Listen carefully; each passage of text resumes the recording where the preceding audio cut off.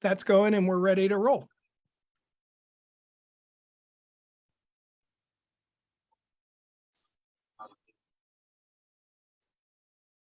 It says you're live. Great, thank you. Well, welcome everyone. I'm going to call the meeting to order. This is the Friday, November 4th meeting of the Thurston Regional Planning Council, and we will begin with introductions and a roll call. So I will go ahead and read off the name of the organization that is represented. And if you are representing that organization, could you please introduce yourself? And we'll start with the City of Olympia. Clark Gilman representing Olympia. Hi, Clark. How about City of Lacey? All right, we'll come back to them. Tumwater? All right, we'll come back to Tumwater. How about Thurston County? Okay, now normally there's a delay. I don't know if you're able to hear me or not. We're hearing you. Okay, good enough. Thank you. Is that you, Commissioner Edwards? Yes, this is Commissioner Edwards from representing Thurston County this morning. Good morning to all you folks. A lot of Welcome. times I don't have this good of connection, so I'm glad to be here. Thank you. We're glad to have you. How about the City of Rainier? No, Dennis. Okay, how about Tenino? Good morning, everybody. This is John O'Callahan from the great city of Tenino. Hi, John. And City of Yelm? No Joe yet. Okay, we'll come back to him. Bucota. And Confederated Tribes of the Chehalis. Nisqually Indian Tribe. And how about North Thurston Public Schools? Gretchen Maliska. Hi, Gretchen. Tumwater School District. Mel Murray. Hi, Mel. And I'm Hillary. I'm here representing the Olympia School Board of Directors. And what about Intercity Transit? Don Melnick, authority member. Hi, Don. Thanks for being I'm here. subbing for Debbie Sullivan, who would normally be here. Thanks, Don. Nice to have you. And Lot Clean Water Alliance. Carolyn Cox representing Lot, and Robin Vasquez is away, so I could pinch it for Lacey. Okay. Does that mean I get 2 votes? Oh, that's a question for the experts. Mark, No. you got to pick one, Carolyn. I am kidding. Okay. Port of Olympia. And how about PUD number 1 of Thurston County? That'd be me, Chris Stearns, Commissioner for District 3. And I might add the thing that's on the ballot to expand both the other 2 countywide commissions for the port and the county commission does not impact the PUD. The PUD will remain at 3 and the law doesn't provide for us to do that. All right. Thank you, Chris. And how about Thurston Conservation District? Good morning, it's Helen, Beasley, Board Supervisor. Hi, Helen. Nice to see you. And let's see. Oh, Lacey Fire District. I saw Rick. Good morning, Rick Kelly. Okay. Hi, Rick. Hello. Puget Sound Regional Council. They're not usually here. Evergreen State College. Scott Morgan with the Evergreen State College. And Thurston EDC. I believe Michael let me know that he wasn't going to be able to make this meeting. Okay, thanks, Mark. And I think I saw Cheryl, Timberland Regional Library. Yes, good morning, Cheryl Haywood, Timberland Regional Library. Hi, Cheryl. It's really nice to see you. Okay, so I saw we Chair, had I folks- did notice City of Rainier has Yeah, joined so I while you were saw going through. Dennis, do you want to introduce yourself from City of Rainier? Good morning, everyone. Dennis McVeigh, City of Rainier. Nice to see you, Dennis. And then do we have anyone from Lacey, Tumwater, Yelm, Bucota, Chehalis tribes, Nisqually Indian tribe, or the Port that I missed? Okay. Mark, would you please introduce TRPC staff and other staff from organizations who are attending? So, Chair, I was ready to help with members if need be. And Katrina Van Every has been keeping track of the staff in the room. So she will help thank you, us Katrina. with the staff. Yeah. Awesome. So from Intercity Transit, we have Ann Freeman Manzanares, we have Eric Phillips and Jessica Gould. From Tumwater, we have Mary Heather Ames. From City of Lacey, Martin Hoppy. From Thurston County, Matt Unzelman. From the City of Olympia, Joyce Phillips. And from TRPC, we have, of course, Mark, myself, Katrina Van Every, Berlina Lucas, Dave Reed, Karen Parkhurst, Paul Brewster, Dorinda Merrill, and Amy Hatch Winnica. And I believe that's everyone. Great. And actually, I will say in the attendees group, there is a staff member from Olympia School District. So Frank Wilson is in the attendees group. Hi, Frank.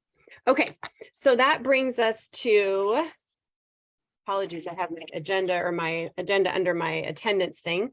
The approval of the agenda. Is there a motion to approve the agenda? So moved. Second. Gretchen Maliska. Wait, we got a bunch of seconds. So John moved, and who's second? Edwards. Oh, Gary Edwards. Okay. It's been moved and seconded that we approve the agenda. Is there any discussion? All right, seeing none, everyone in favor of approving the agenda, please signal by raising your hand or saying aye. Aye. Aye. Any opposed? And any abstentions? Great, the agenda is approved. I want to pause because I think I saw Bob Ayel join us from the Port. Bob, are you here? Did I see that correctly? Yeah, I'm here. So, sorry I was late. I had trouble logging in today, so had to do it with my phone, but here I am. We're glad to have you. And all we've done is approve the agenda, so you're right on time. Okay. All right. Now that takes us to the approval of the consent calendar. Is there a motion to approve the consent calendar? So moved, John O'Callahan. Second, Chris Stearns. It's been moved and seconded that we approve the consent calendar. Is there any discussion? All right, seeing none, all those in favor of approving the consent calendar, please signal by saying aye or raising your hand. Aye. Aye. Any opposed? And any abstentions? Great, the consent calendar is approved. That brings us to public comment. I believe we do not have public comment signed up for today. Is that correct? That is correct. Okay, so that brings us to other business. We've got a few items for first review, action, presentation. It's a mixed bag today. So just as a reminder, if action is requested, the presenter will let us know. And we do have time for questions at the end of all the presentations. We try and run an equitable queue, so giving as many folks an opportunity to ask questions or make observations who would like to. Please use the raise hand feature to let me know you want to make a comment or ask a question. And I will keep track of who would like to speak and hand it off to you at the end of each presentation. So that brings us to our first item, which is the 2023 TRPC work program. And I believe Mark, are you bringing this to us? I am, Great. yes. Take it away. Okay, so this is a first review. So each year we bring the work program to you at this time. I'll go over some of the highlights this morning, and then you all have an opportunity to review over the next month. And if there are no changes, this will be on consent calendar. If there are any requests for changes, then we'll have this as an agenda item in the next meeting to discuss any changes. So I am going to share my screen. Okay. So talking today about the work that we've got going on, that we've got planned for 2023. And I want to give a special thanks to the work program subcommittee, Chair Seidel, Helen Wheatley, Robin Vasquez, Carolyn Cox, and Debbie Sullivan. We met to go over this draft work program a couple weeks ago, and got a lot of good input, especially to help with future work on our strategic plan and for our next retreat, some ideas for things for us to consider for the future. And so actually the strategic plan is something I'll be mentioning at the end of this presentation. So why isn't it going? There we go.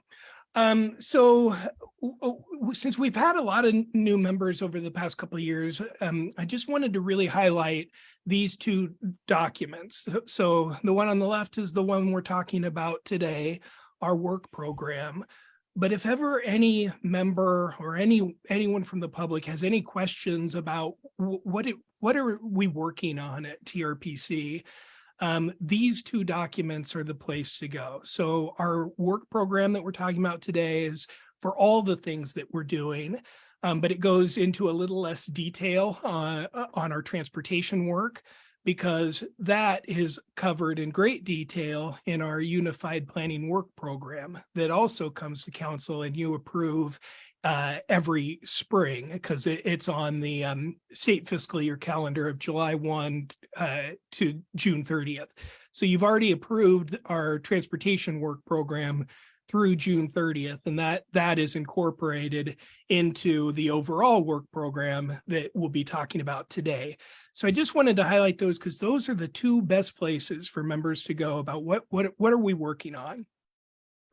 And this page, before people get nervous, I don't expect anyone to read anything on this page. I just want you to see the look of these two pages, because I know that our members are very, very busy people, and it can be hard to sit down and read the work program from cover to cover. And so I just really want to point out these two pages from the work program. They're near the beginning. It's a summary of all the information that the rest of the work program describes. And so it's a really good place to get the snapshot of what are the different pieces. And then we also have the start of this is the start of our budgeting process for the coming year. These are estimates of how much for each of these items. And then after we get this approved, we use this, like I said, as kind of the starting point as a building block for our 2023 budget that we'll be talking about with you all in the incoming meetings. So really good place to look to get that snapshot if you don't have time to read through the entire work program. And today, I'm also not going to go line by line because that would probably take up this entire meeting. I'm going to hit a few of the highlights of things in 2023 that are either new or things that we expect to have quite a bit of effort on in the coming year. So rural transit, our lead on that, Amy Hatch-Winica and Sarah Porter, one of our planners, they have really been doing a lot of work looking at the service and how can we enhance and improve the services that we've been providing through rural transit. And I'm really excited about some of the opportunities we've got coming up. We've mentioned this before, but we have a $50,000 grant from State Department of Transportation to work with Rainier, Tenino, Bucota, and Thurston County on signage, on bus stop signage for the rural transit routes. Right now, we don't have anything that really delineates those routes. And so to have that permanent signage that would be double-sided reflective signs at the bus stop really would help enhance that user experience and the visibility of that rural transit service and make it a little easier for people that haven't used it to understand how to use it. Because for the most part, we all know how a bus stop works. And so this will really help to have those formalized bus stops. And we're getting pretty darn close to having the first one done in Rainier. And so we will certainly be telling you more about that when it happens. We also, for this year, we have applied for additional funding for the service. We have not received any additional funding just for that base of service for years. And we all know that over the past couple of years, and this last year in particular, between fuel costs, inflation, issues with driver shortage and retention, this service costs more to provide today than it did years ago when we received the same amount of money. And so we're looking to the state to help us provide for what the service actually costs. And so that's one of our proposals. We also have a separate application where we're looking to increase the services of rural transit. And we'd reestablish service to Yelm. We discontinued that about 5 years ago, and this would add that back into the service. It would add Saturday service so that we had that fare-free connection to the South County areas up to North County on weekends as well, on Saturdays. Right now, we've got a 4-hour gap in service. The way that the routes run, it ends up with a 4-hour gap in Tenino that we would like to eliminate. And also it added a connection to the Mellon Street Transit Center in Centralia, which is pretty exciting because that is a really good place to have transfers to Twin Transit and Grays Harbor Transit. So it kind of increases the reach of rural transit. And also in the coming year, we're going to be putting out a request for proposals to secure our operator for future years. It's been quite some time since we put this out to bid. And so especially as we're looking at costs and some changes to service, it's a good time to put this out and lock in a provider for coming years. High capacity transportation. So this is one that started with an investment from council where we started looking at high capacity transportation options, things like express bus, different rail service, and that potential for our area.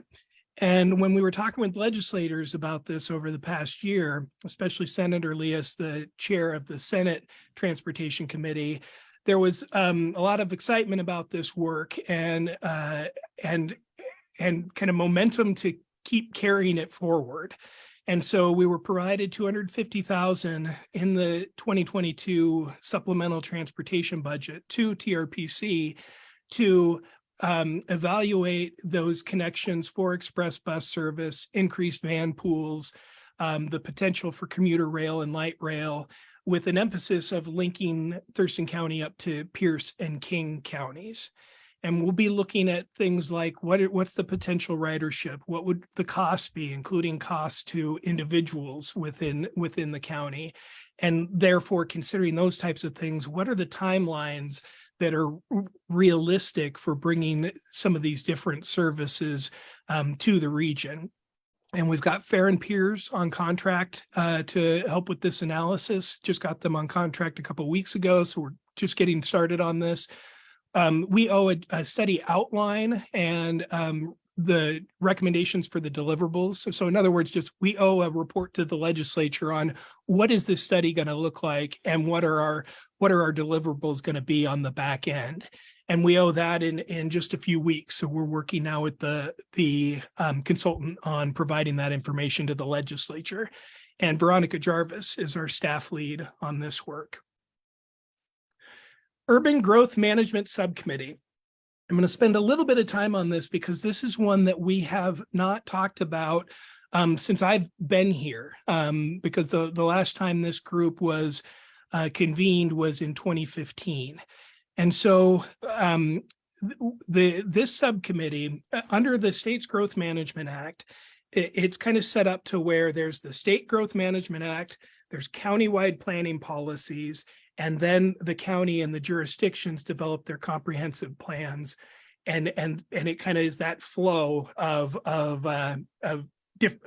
different parts of growth management. And so in our countywide planning policies, we've had them since 1992. They've been amended a few times, but in those policies, it lays out that under Thurston Regional Planning Council, there will be an urban growth management subcommittee that is convened whenever there is are amendments to the countywide planning policies that are needed, or if there are changes to the urban growth boundaries that have been requested.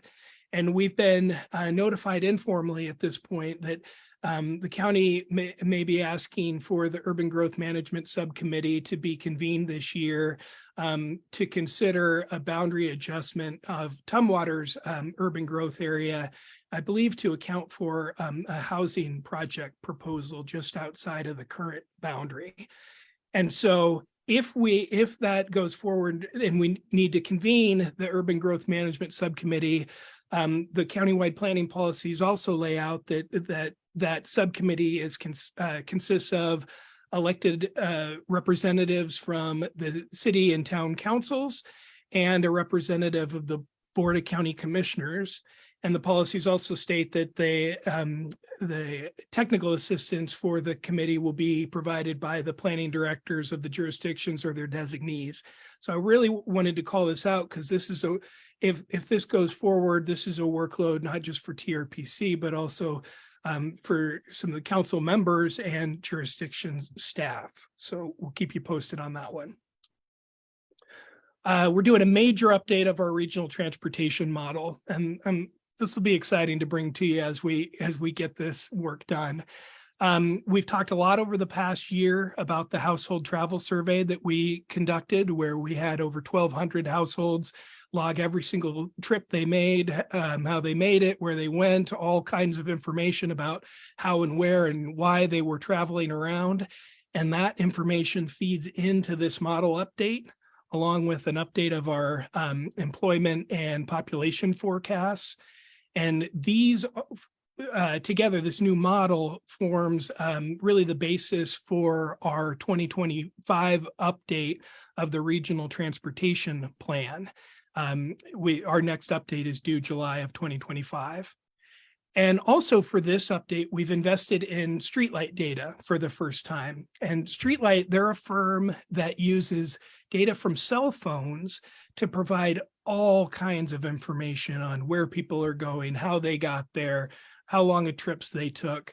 And we're already using it to help calibrate our model, but we're also talking about this with the technical advisory committee because we're just starting to scratch the surface of what all we might be able to do with what people refer to as big data, because it's mined from data from people's cell phones. That model is expected to be, the model update is complete in 2024, again, to feed into our 2025 update of our regional transportation plan. Next, we have, and this one is a mouthful, the Emergency Incident Management Detour Route Improvement Study. What this is, this works off of some work that we did in 2018 that Paul Brewster led, where we worked with WashDOT, all our local agency, public works and law enforcement agencies, state patrol, JBLM, and looked at what would the detour route be if we had interruptions in the transportation system at different points. So if something happened here, what would the detour route be? If something happened a mile up the road from that point, what would the detour route be? And there were nearly 50 of these routes that were determined, along with how we would operate those in a detour, emergency detour situation. But now what this work will do is look at those routes and see if there are ways that we can improve the operation of those routes so that they are more efficient and safer and more resilient when they're being used as a detour route. And so this will use modeling to look at things like traffic signal timing, what happens if we put in a roundabout, different signage, just a lot of different potential actions to improve that work. And we're just getting started on this. It'll run through 2024, and Aiden Dixon is our lead on that work. Thurston Climate Action, we've talked about this one quite a bit. In early 2022, we entered into an agreement with Thurston County, Lacey, Olympia, and Tumwater to help coordinate implementation of the Thurston Climate Action work. In this coming year, we'll continue to coordinate the steering committee, which is comprised of elected officials from the four main partners, There's now an advisory group that's providing input on priorities for climate mitigation action and kind of overseeing our progress on this work. There's a lot to be done on right now. There's a ton of work policy and funding wise at the state and federal levels. And so keeping track of those things, looking for opportunities for implementing to support the implementation of our plans. And then also really want to call out, we just completed the update of the greenhouse gas emissions inventory for the Thurston region. And we will provide a link to that in the after meeting summary. That's what you see a picture of here on the right. Brand new, and I think folks will be interested to see how things have changed since the last inventory. And Allison Osterberg is our lead on that. And much, much more. Part of this year, we're going to be looking to finish a number of things that we've had ongoing. We're going to be completing the Southwest Thurston County Trail Feasibility Study, which is looking at different trail options in the Grand Mound, Rochester areas. We'll be completing the rural mobility strategy, which is looking at improvements to the transportation system that link South County to North County. We'll be finishing an update to the hazard mitigation plan. We're working with over 20 jurisdictions on how do we mitigate for those potential big flooding events or an earthquake and those types of hazards that we could see, slides. As I mentioned to you before, I'll be bringing a draft of an updated strategic plan for 2023 to 2025 in January. So we'll work through that as a council. And we'll be finishing up the update to the regional trails plan. So this year, we've got a lot of work that we're bringing to conclusion and a lot of work that is getting started and will be ongoing. So we are going to and I even forgot one. I mentioned that the next update is due July of 2025. Believe it or not, we'll start working on that this year. Near the end of the year, we'll get started on that 2025 update of the regional transportation plan. So that was a lot. Again, I would encourage people, look at those first couple pages of the work program. It's a great resource to see all of these items and kind of the level of effort we expect to expend. But we've got an excellent staff that's going to be very busy working for you all over the 2023. So any questions or comments? Thank you, Mark. I see Clark in the queue. Go ahead, Clark. Thank you, Chair Hillary. Mark, I'm wondering in the transportation model update, if we're going to work to further embrace multimodal counting people rather than counting vehicles.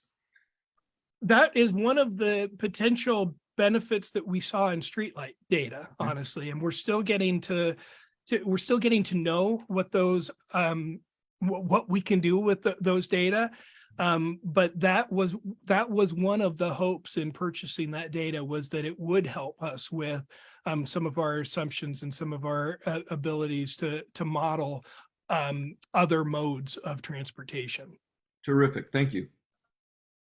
Commissioner Edwards. Thank you. Oh, I'm sorry. that's okay. I was just going to say, yes, Gary, we see you. Go ahead.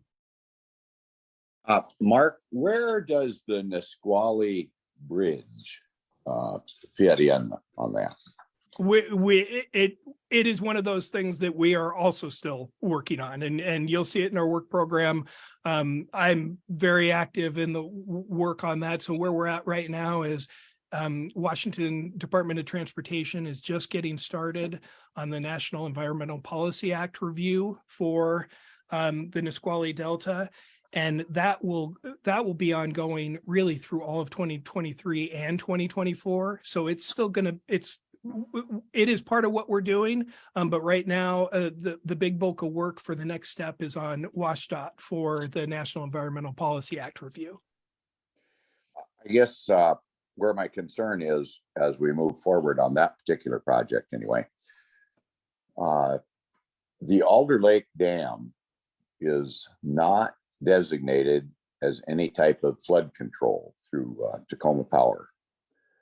And I think that we have the potential for, I don't know, I guess I'll call it a washout. There's a bow developing underneath the north side of that bridge, and that's been a concern, and that's bringing this all about. And the one thing that never seems to be discussed is the reality of Tacoma Power being part of the game plan, if you will, by a flood control component to their licensing. And most dams have a flood control component. And for whatever reason, when that was put in, that isn't part of the deal there. So we've been talking to those folks, and we're going to be in a real situation if that I-5 bridge was ever to wash out. And we've only had flooding issues a couple of times on the Nisqually in the most recent history that really had to do with too much of a release from the Alder Lake Dam that probably could have been prevented had there been a more timely release, because they want to keep that water level up. And that's all about money. And I think we need to think farther out than just thinking about money. So anyway, just I want to plant that seed that there's other alternatives to, it isn't going to happen overnight, but I do think we need to think about the reality of the flow of that river during those exceptional high tides, Pineapple Express, prior to a heavy or right after a heavy snow, that type of thing. So anyway, I just want to see if that fits in there somewhere, because the whole transportation package is going to depend on what we're doing.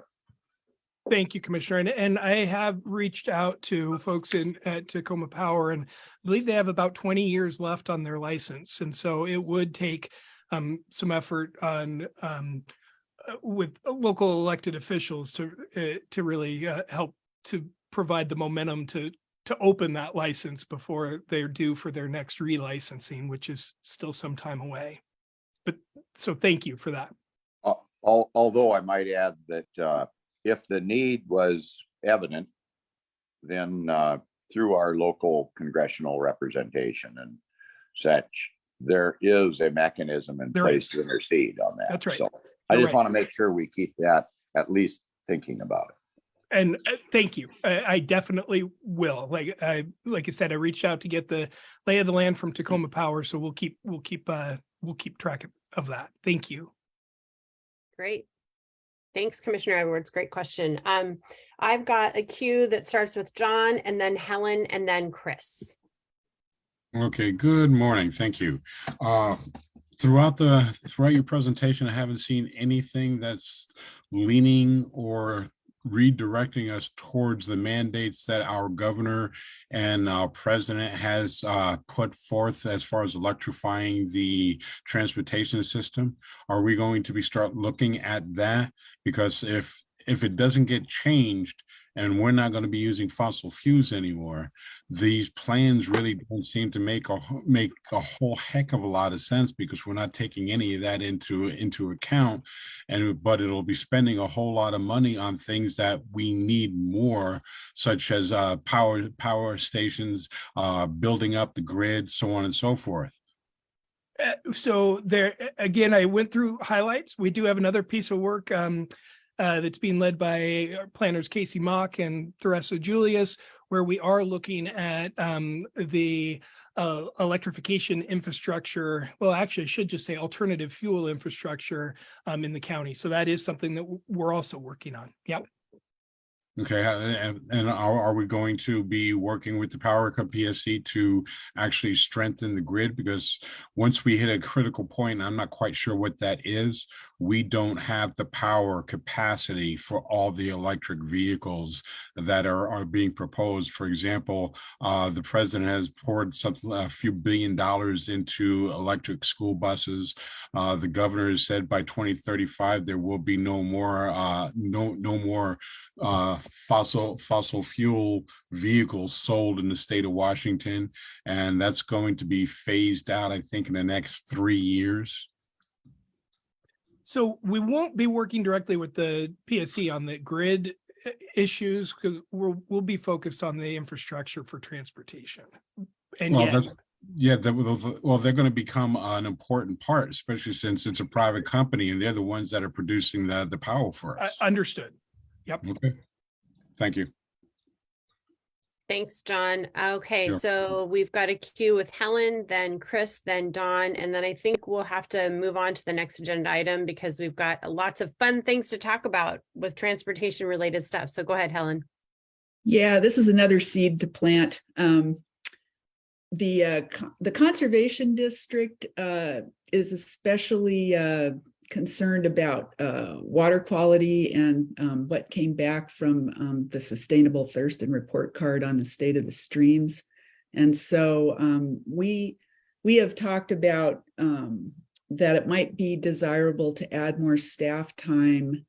Right now, the staffing is mainly for the RIA 13 process, but we'd like to see that kind of become more of a full-time staffing and get that funded somehow so that we can start to tackle other water quality issues like stream quality or something I'm going to talk about later, stormwater parks and other innovative strategies for water quality.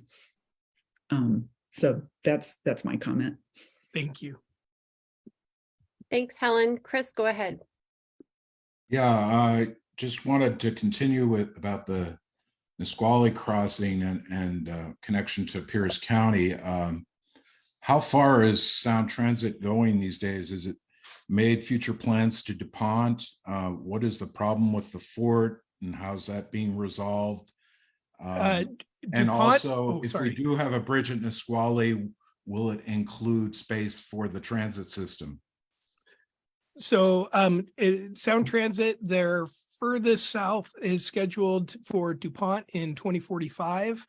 And in terms of the issues with the base, I think you're talking about the on-grade crossings. Is that what you're referring to? I think it was a security matter that blocked them allowing for transit to provide service to the base. Any of that will have been resolved as they worked on the Cascade bypass and bringing it down through. So those issues have been worked through.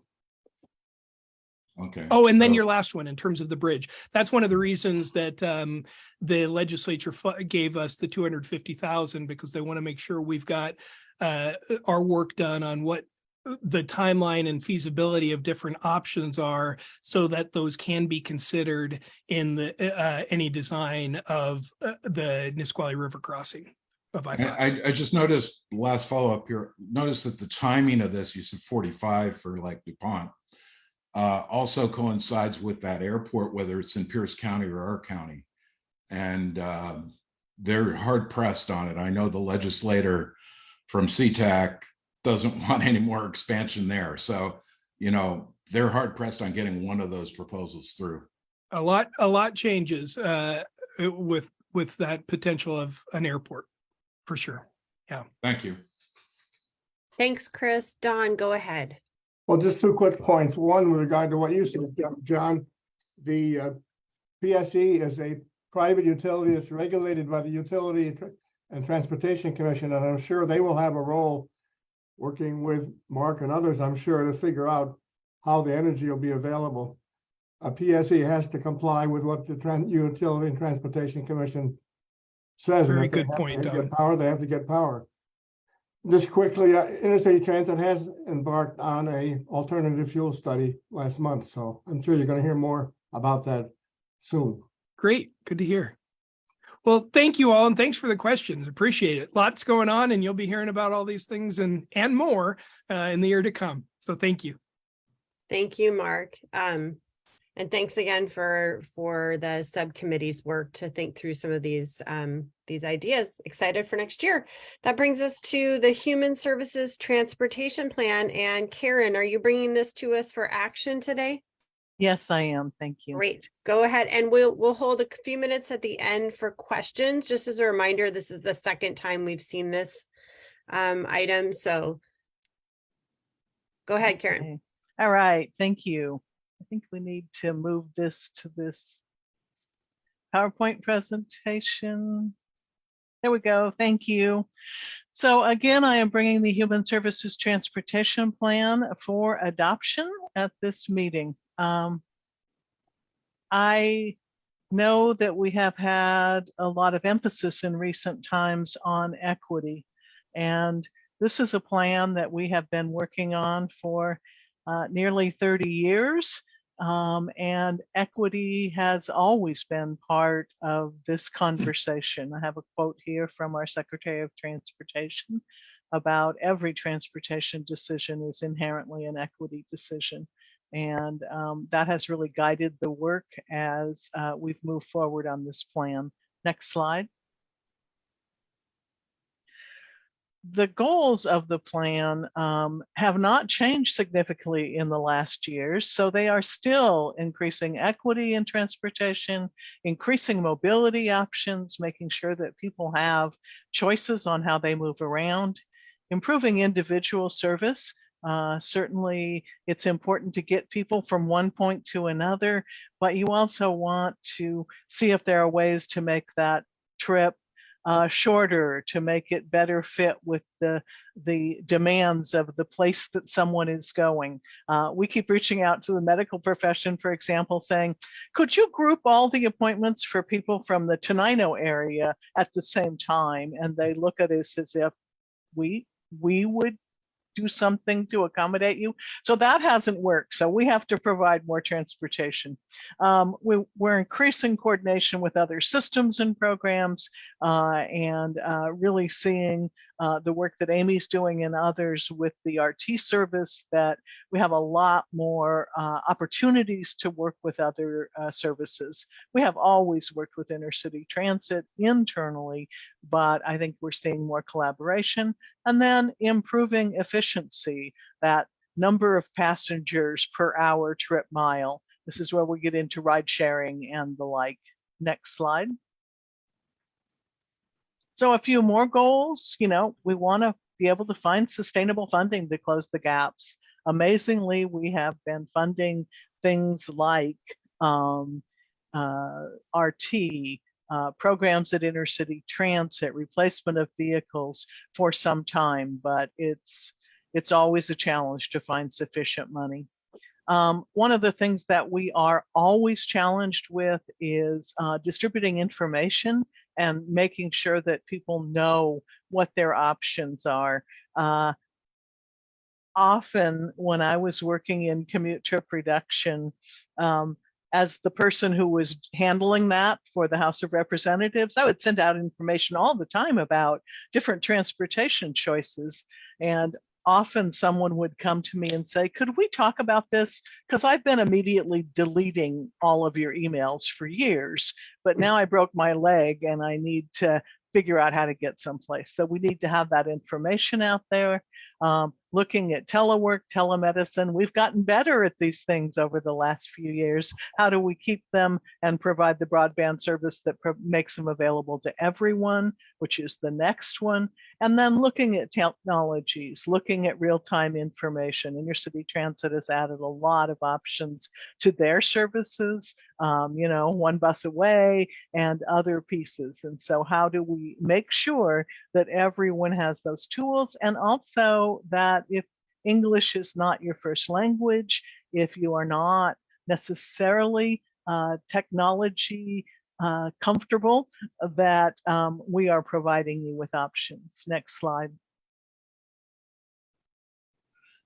So it's all about choices too. We have seen in the last few years that we are switching just a little bit into that multimodal piece that Clark mentioned earlier.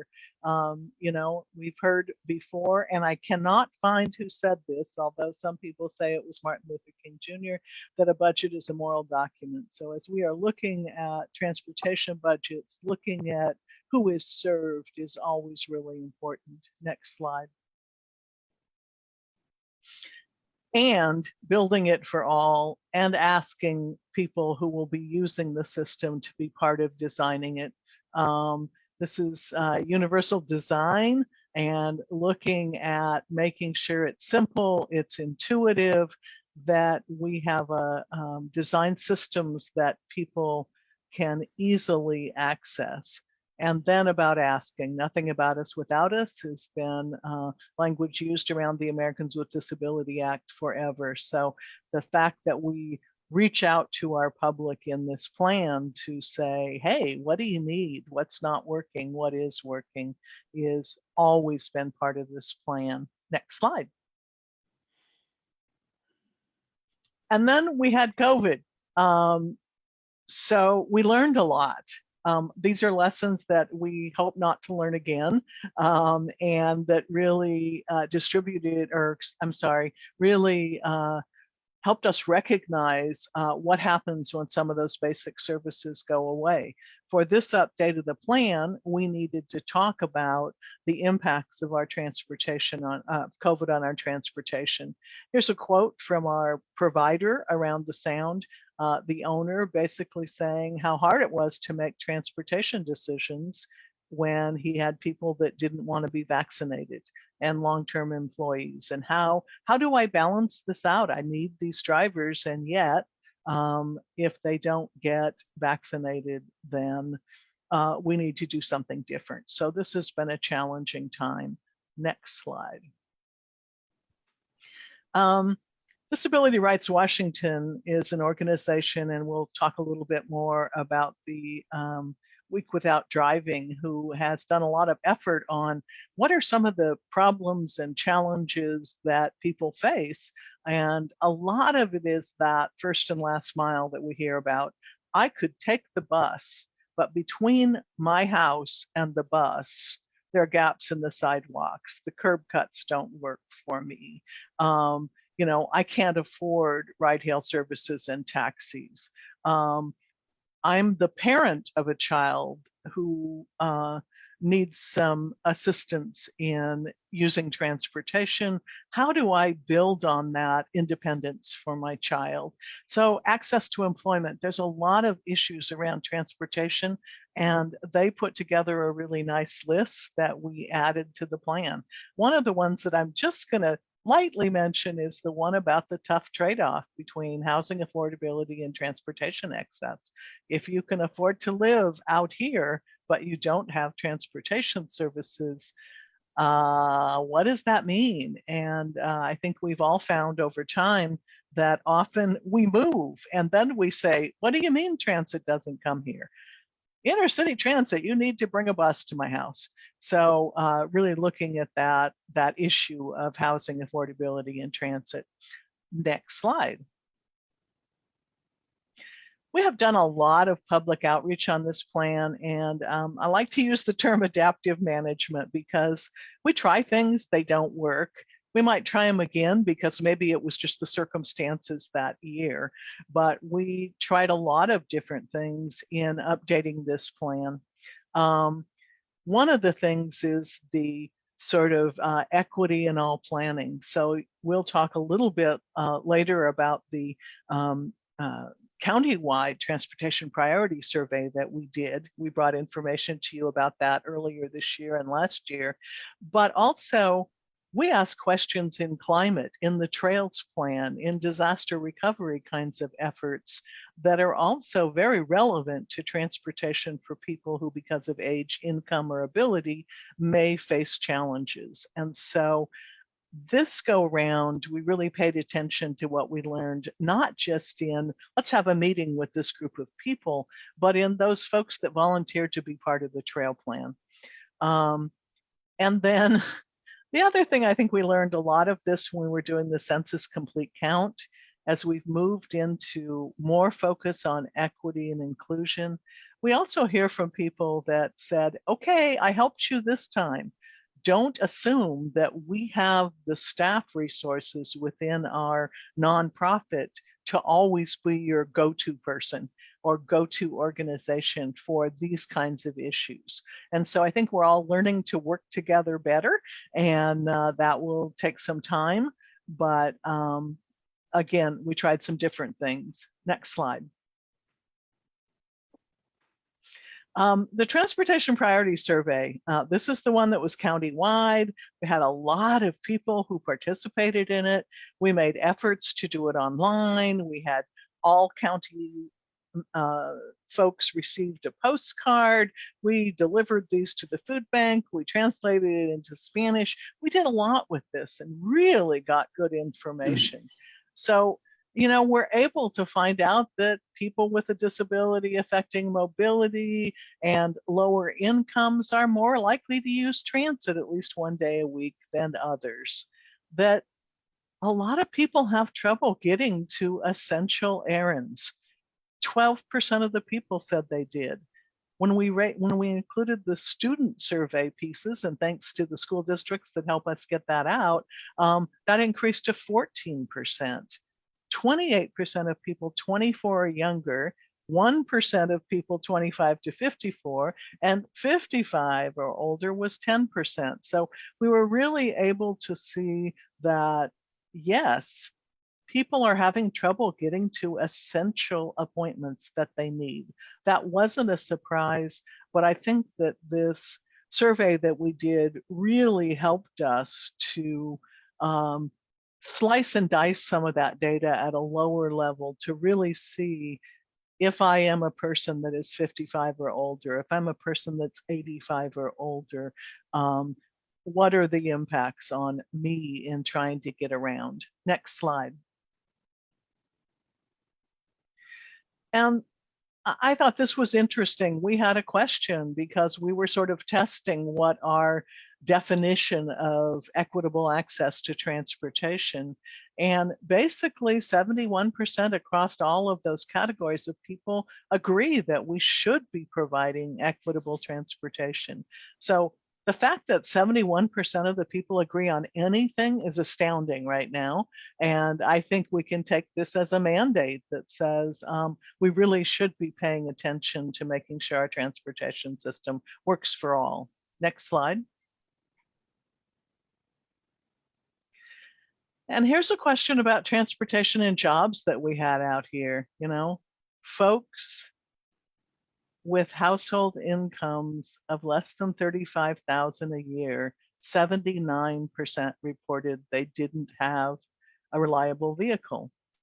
72% said they didn't have anybody to give them a ride. And 78 to 86% said it wasn't practical to walk. So our transportation system is not working for everyone now. Next slide. So as we move into the plan, we found that many of the solutions that we've put in place are working. They can work better, which is why we're asking for funding. Folks are asking for funding for village vans, for expansion of RT, for replacement of vehicles. We're trying to make the system work better.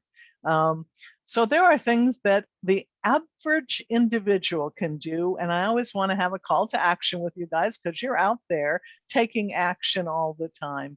One is to be helpers. You know, we would be happy to come to either virtually or in person, a member, you know, a meeting of your service club, a school, a PTA, to talk about, hey, these are what some of the options are for transportation. I sometimes test the system in talking to folks in state government, for example, that you might come to see if you needed financial assistance. And sometimes I'm amazed with how little folks know about transportation. So we're going to make you come to this appointment in order to collect any kind of benefits, but we're not quite sure how to help you get there. So it's our job to continue to get that information out. Part of that is I want you all maybe while you have time off during the holidays, to visit Thurston Here to There, which is a website that we are working on updating it, and look at what's missing, inaccurate, or confusing. Again, this is a website that helps us do some work. Rick came to us earlier. We're still working on that, Rick, to say he'd also like a handout to have at the fire department that doesn't just require you to have a computer, but has some phone numbers on it. And we're working on that. Use and encourage others to use different kinds of transportation, and then talk about it. Next slide. Okay, here's one. I couldn't not put this in here. As elected officials and, decision makers in the community, you're often called upon to say, we'd like to build this social service system. We'd like to provide this service to people. We should always be asking, how are people going to get to it?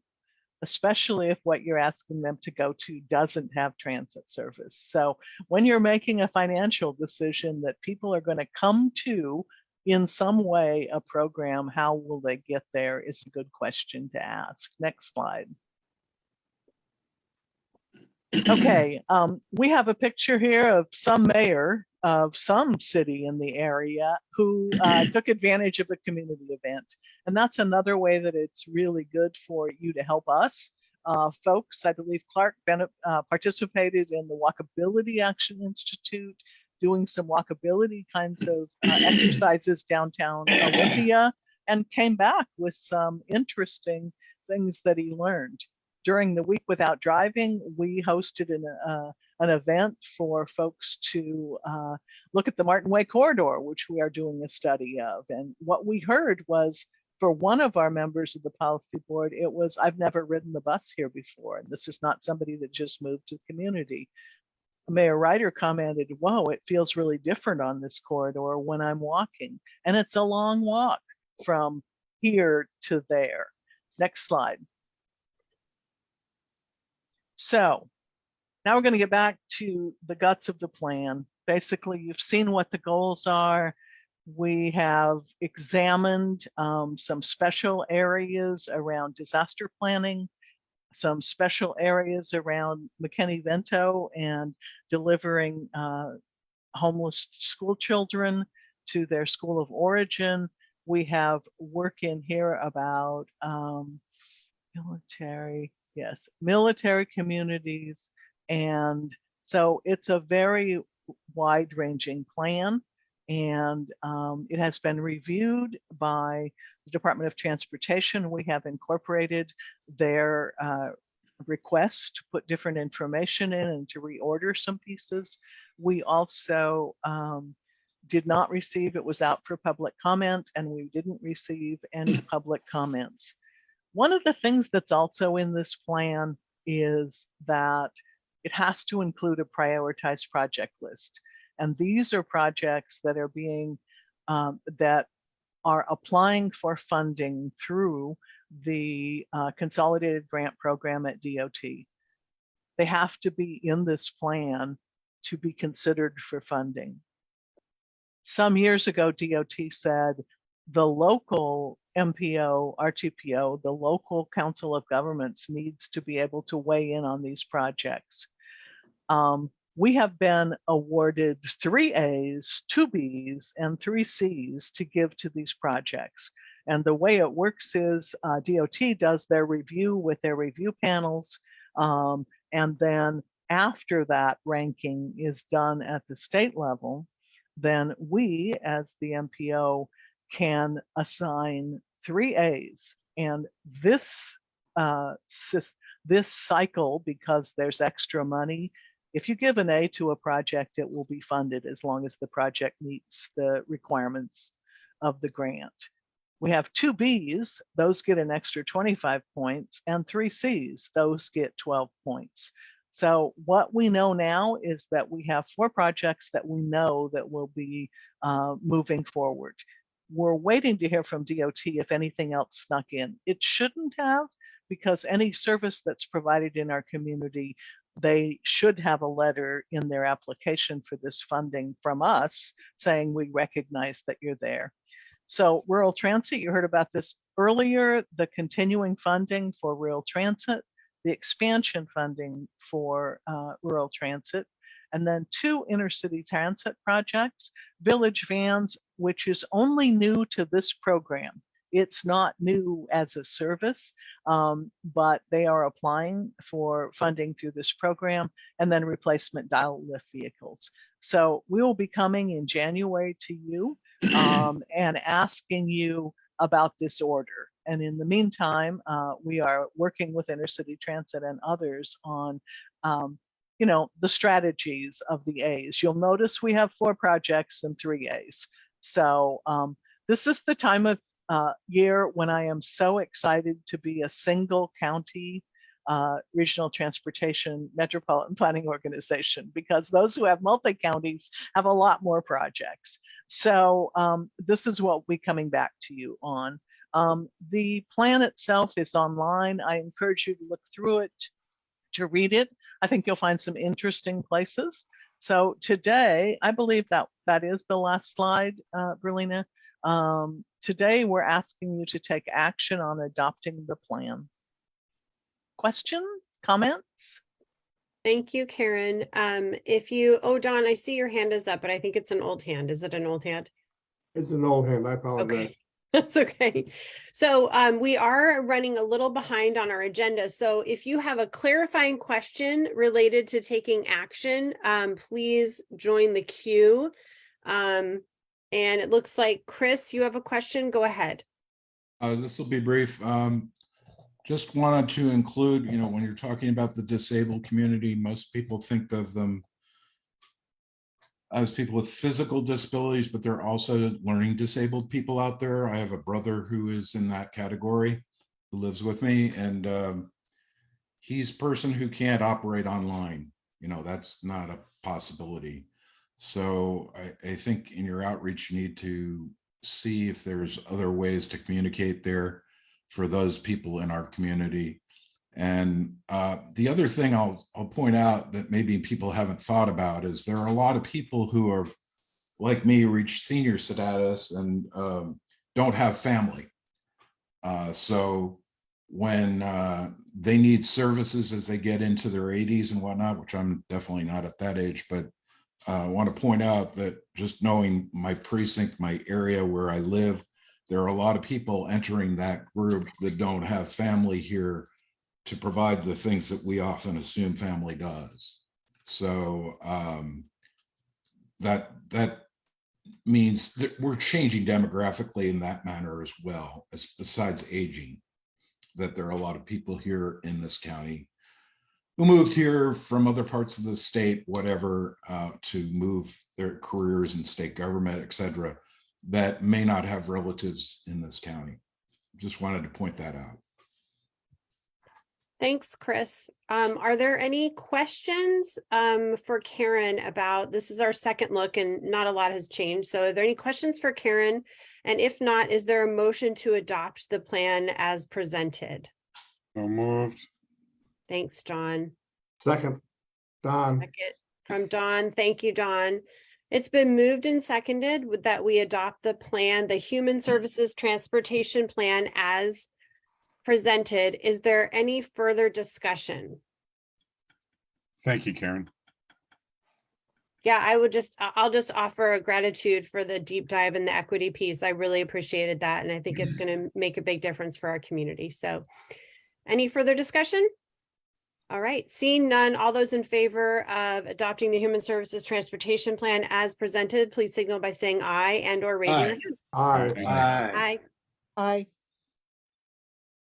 Thank you very much. Oh, wait, Rick, I'm so sorry. I just saw your hand go up. That was just Rick, a would you vote. like? You, I was Go raising ahead, my hand to vote. Oh, it was your hand to vote. Okay. Thank you, Rick. Thank you for fully engaging with the technology, Rick. Okay, great. That brings us to the state legislative issues. And this is also our second look at this. And we are taking action today. And Karen is going to stay with us for this.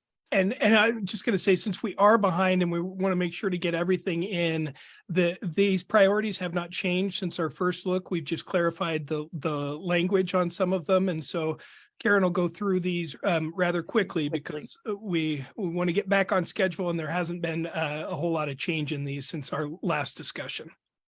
Thanks, Okay. Mark. Thank you. Yes, thank you. So legislative priorities, next slide.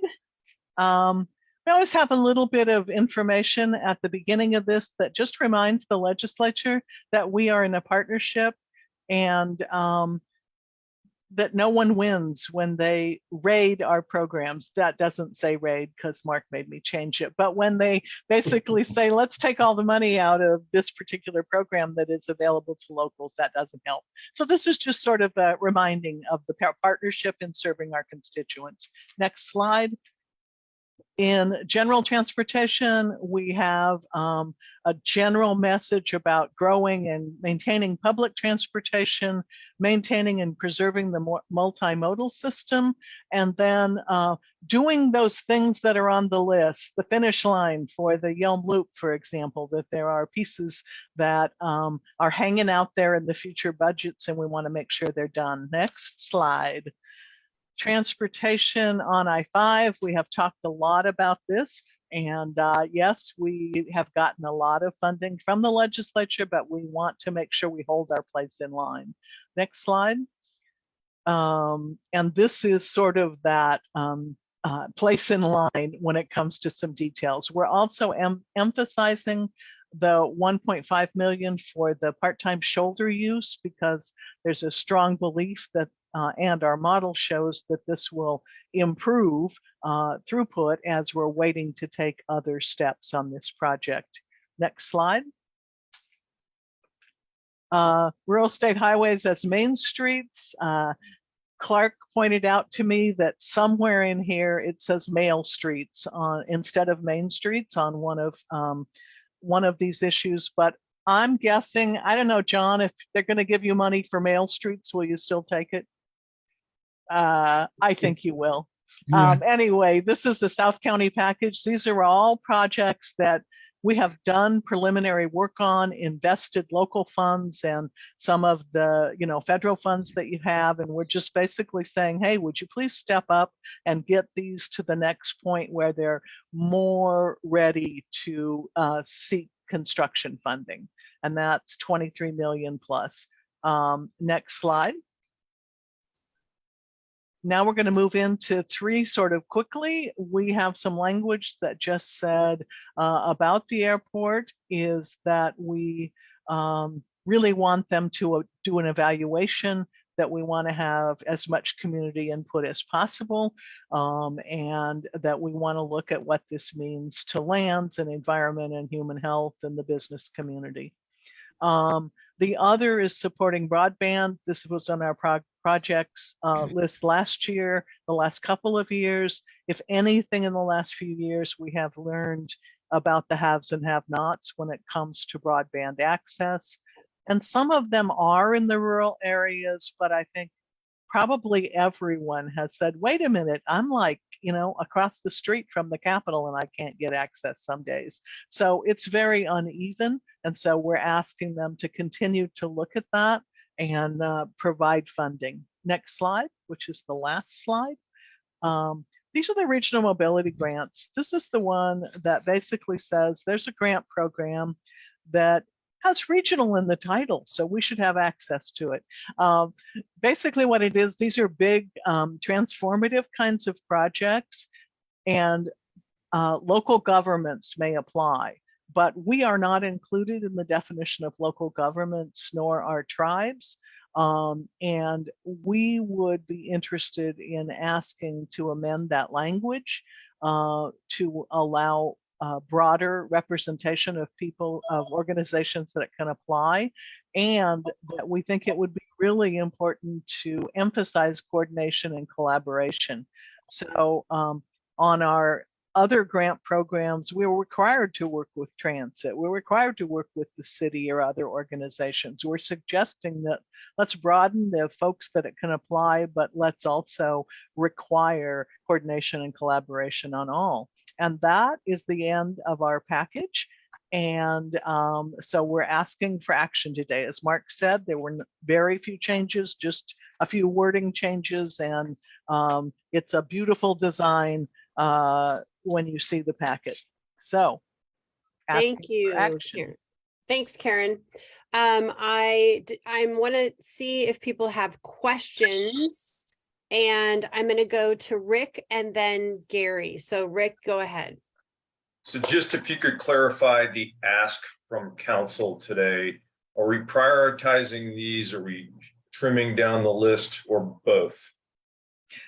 This is the list that we will take to the only thing we took off. There was one thing on the list that dealt with kind of the Public Meetings Act, that dealt with having to have a physical location for a meeting, even if the meeting was remote.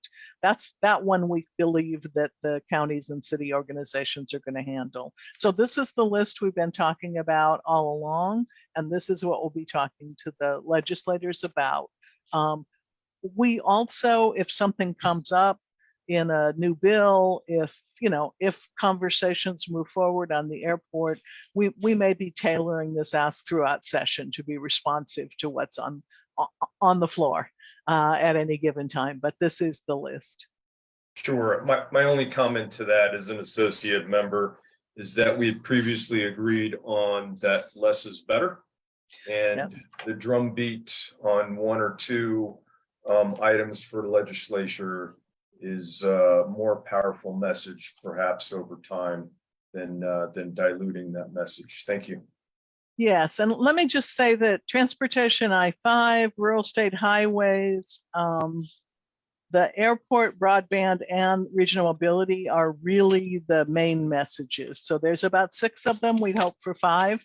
The other is just sort of filler to remind them that we have partnerships and the like. Thank you, Karen. Commissioner Edwards, did you have a question? Yes, I have maybe a concern more than a question, but I do need to know to what extent their airport portion addresses, and does it reflect that all of the municipalities, I think it was the mayors and all the county commission and the Port of Olympia sent a letter in that we are not in favor of an airport, and we want to put them on notice of that. So are you trying to be maybe politically correct and you don't want to raise an issue that might hurt somebody's feelings or lessen our chances?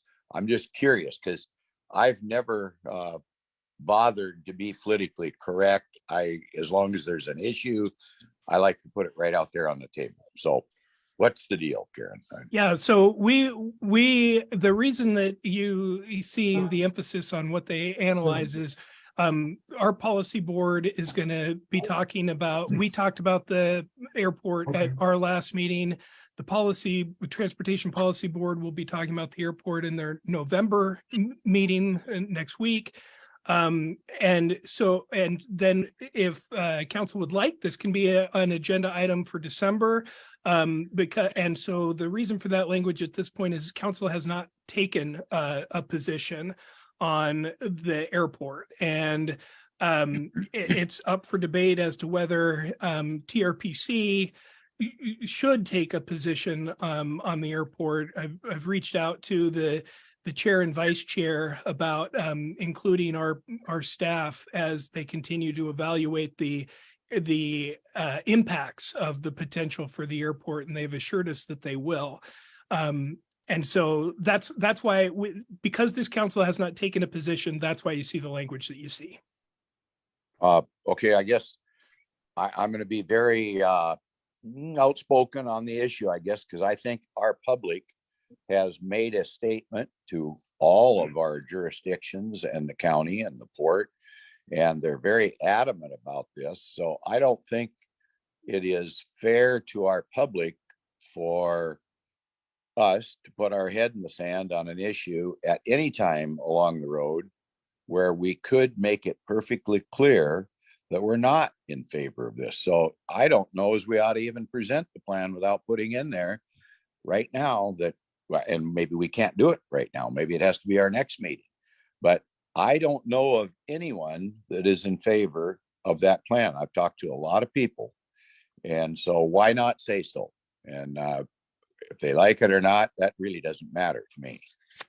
So that's kind of where I'm at on this issue. Thanks, Gary. I see we have John and Clark in the queue as well, and I want to be mindful about our time. And I also just want to surface that, like, if we don't take a position as a council, that does not preclude us as individuals representing our jurisdictions from taking a position. So just emphasizing that too, because it seems like it's I pretty agree. contentious. I agree that's very possible, but it doesn't have the same weight as if our regional planning council takes a stand. And I feel that the municipalities, the port, everybody's represented on this council. So I am never one to back off. So I just want to point that out. Thank you. Yeah, well, we can definitely talk about that. Mark and I can talk about that in executive about adding it to the agenda. But I wouldn't want to do that without giving staff time to prepare some information for us to consider. So thank you, Gary, for bringing that up. So in the interest of just keeping it, making sure that we're staying on track, I would ask if you have questions about the legislative priorities, or if you have a suggested change. I'm not sure, like, I mean, this is our second reading, so I want to just be mindful of respecting the work that went into this from the subcommittee. So if you have questions, let's ask those questions. And I see the queue. I've got John and then Clark and then Chris. Am I up? Yes, John, you're next. Okay, this is real quick. I'm gonna have to agree with Gary.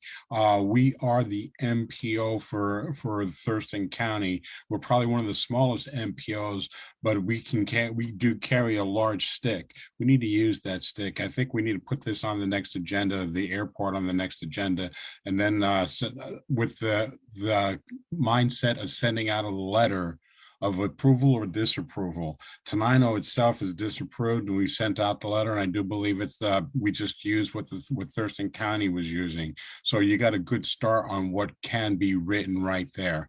It is important. Okay, John, I'm so sorry, understand. but we need to stick on the agenda item. Yeah, and I'm done. Yeah, okay, thank you. I appreciate it. I just want to staff have important work to present to us, and I want to respect their time. Clark, did you have a question about the priorities? I was actually going to make a motion, Madam Chair, so maybe we could let Chris go first. Thank you, Clark. I appreciate that. Question about the priorities, Chris. Yeah, so if you're giving me the floor here, I just want to back up what Gary said, but put some wisdom to it, which is that one of the three proposals will move forward because the area does need a new airport. And while we may be the worst proposal for us, not only for us, but also because of how many passengers would actually be served, would be the smallest in Thurston County, which doesn't seem to me to be very feasible.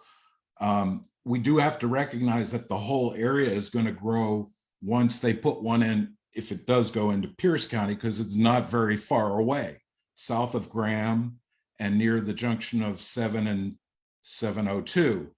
Chris, I'm so sorry. Do you have a question about the I'm just legislative pointing priorities? out that something will happen and we need to plan for it, even if it is not in our county. Yeah, and I'm hearing really loud and clear that the council would like to put this on the agenda for the next meeting, but I want to respect staff time, and we have lots of staff work to be shared. I'm done. Are there any? Oh, go ahead. Did you done. have a question? Okay. And I'll just also note quickly that if we have this on the agenda in December, it is still time to change the language in our legislative priorities. So if Correct. council decides to take action at the next meeting, part of that action can also be to amend our legislative priorities. That will not be a problem. Absolutely. Thanks for that reminder, Mark. Commissioner Edwards, did you have another question? I'm so sorry. I see your hand up and I didn't see it before. No, I don't, Chair. Thank you. Okay, I'm sorry. thanks, Commissioner Edwards. Okay, so is there a motion to approve the legislative issues as presented? Clark has one. Madam Chair, I would move to adopt the legislative priorities for the 2023 state legislative session as published, acknowledging that they may be modified by future action of the council. Thank you, Clark. Is there a second? Donald second. Okay, we've got 2 seconds, so it's Take your dealer's choice. choice. Okay. It's been moved and seconded that we approve the 2023 state legislative issues, acknowledging that we may choose to amend them, and that's completely within our right. Is there any further discussion? All right, seeing none, all those in favor of approving the 2023 state legislative issues, please signify by saying aye or raising your hand. Aye. Aye. Aye. Thanks, everyone, for the good work. Oh, I'm sorry. Wait, is there anyone, any opposed? Yes, Edwards, I'm going to oppose that for now. Thank you. Okay, thank you, Commissioner Edwards. And any abstentions? All right, I want to thank folks for the good work that was done on this set of legislative priorities, and appreciate staff thinking through all these very complicated issues. And it sounds like we have something to add to our agenda for December. We are scheduled to take a break, and the keeping with JW's really important reminder to take care of our physical wellness, and so that we arrive back ready for this really important discussion that Paul is going to lead us in about the call for projects. I would ask that we honor the break, but we return after 3 minutes, which would bring us back at 9:55. So take a break, turn off your camera, get a glass of water or coffee, and join us back at 9:55.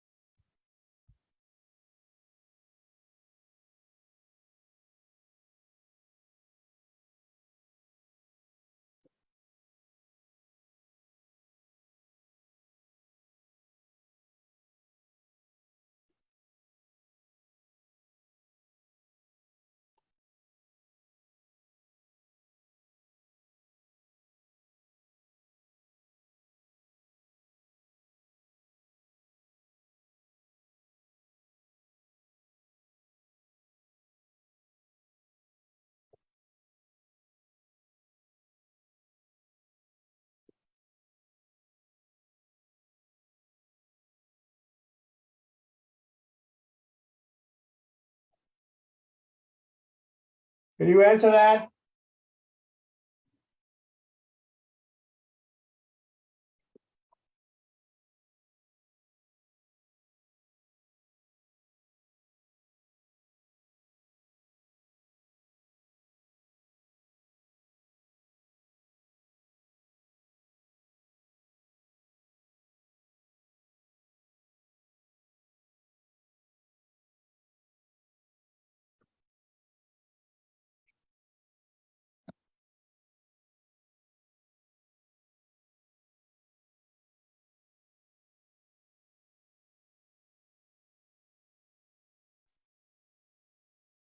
Okay. Mark, do we have everybody back mostly? It looks like we've got the critical mass back. And Paul, are you ready for us to get started? I'm ready if you're ready, Chair Seidel. Always. All right, so this is the 2022 call for projects. And Paul Brewster is bringing this to us from TRPC. We have set aside a nice little chunk of time for questions, but we are running a little behind. This is just a presentation, correct, Paul? We're not taking That's action right. today? This is just your first review on the proposals. Great. Chance for you to become familiar. So, good morning, Council. We're going to stay in this transportation bubble a little longer this morning. And it's a dark, rainy day, so I just want to offer a little visualization for all of you. So I think the best way to think of this is we're taking a virtual tour bus, and we're going to travel around the county and visit 21 project sites that applicants have submitted for TRPC's call for projects. And as the MPO, this is one of your most important functions, is to select high priority projects that align with our region's transportation goals and policies. And today, you're really just becoming familiar with these 21 proposals that later in December, you are scheduled to take action to approve nearly $11.4 million in federal grant awards to projects that will have a positive impact on communities throughout Thurston County. And so while you're on this bus tour, I just want you to consider the regional lens that you as a policymaker considering the overall impact of these projects across the region. So think wear your regional hat and think about our project priorities, and that is active transportation. Will these projects support walking and bicycling? Efficiency, projects that help meet adopted vehicle level of service standards, projects that support transportation demand management goals and decrease annual per capita vehicle miles traveled, maintenance, projects that support a pavement best first approach, projects that support transit asset management targets, that keep bridges in a state of good repair, keep other portions of our transportation system in a state of good repair. Planning projects, these are projects that help develop lists and further advance regional goals and policies and providing that data to inform next steps. Resiliency, projects that protect transportation system from natural and technological hazards and disruptions. And of course, safety. And needless to say, there's a human element here too. So you need to have that empathetic lens. So consider the experience of a range of users who would be affected by these projects. So whether you're someone driving a car, you're someone who's riding transit, a bicyclist, a young student walking to school, or someone, say, with a disability who's perhaps wheelchair bound, and how they're going to navigate through these projects. So just keep this fully in mind as I walk you through these proposals. So TRPC received 21 grant proposals requesting a combined total of nearly $19.3 million. And so I just want to highlight and remind you that we have 2 federal transportation grant programs. The first is the Surface Transportation Block Grant. I'll just refer to it as STBG from here on. This is really the most flexible source of funding for a variety of transportation projects covering everything from roads, bridges, active transportation projects, sidewalks, bikes, lanes, trails, signage, traffic signals, transit capital projects, transit vehicle projects, and programs and studies. And then we have transportation alternatives. I'll refer to that as TA. This is a unique pot of funding that's available, more widely recognized for its support of bicycle pedestrian facilities, but it can also be used for habitat enhancements, stormwater improvements, doing historic preservation of transportation projects, even outdoor removal removal of outdoor advertising. So kind of a niche pot of funds. So we have then for each of those grant programs, we have 4 geographic allocations, and the amounts that we need to program for each of these geographic areas is determined by Federal Highways and WashDOT. So the area in white, which largely encompasses Lacey, Olympia, Tumwater, and most of Intercity Transit's public transportation benefit area, we're referring to as urban medium. Then the dark green areas, which is principally Yelm, City of Yelm environment, Clear Lake, and the Grand Mound Rochester areas. This is urban medium. And then lastly, the rest of the unincorporated county, largely unincorporated county, and that lighter green is rural. And then we have this flexible set aside, which is an allocation that can be used in any of those 3 geographies.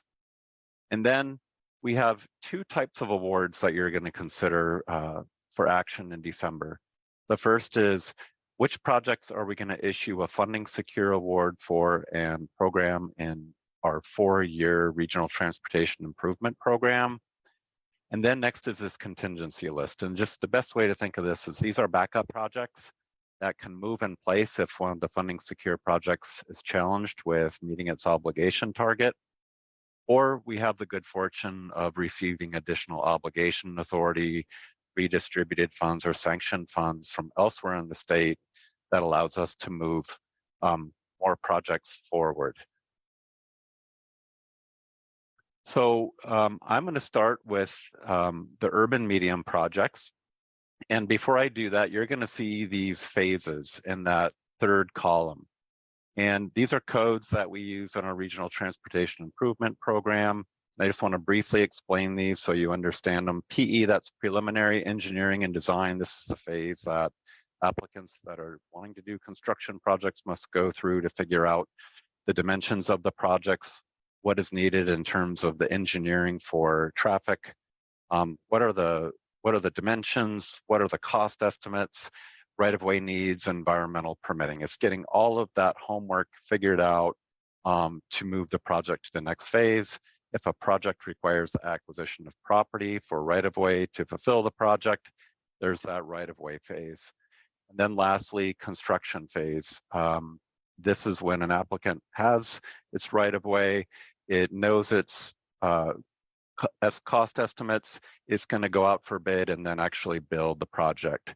Lastly, we have a planning phase, and this is funding that doesn't commit a project if you put federal funding on it to construction.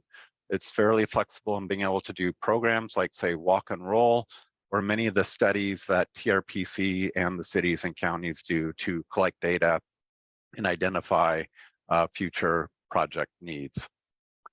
So Chair Seidel, if I may suggest, as I go through each of these, let's pause for questions until I get through each of these geographic allocations, and then I'll pause for questions about the projects. And I did invite the applicants to the meeting, so if council members do have questions that I'm unable to answer, we'll allow the applicants to respond.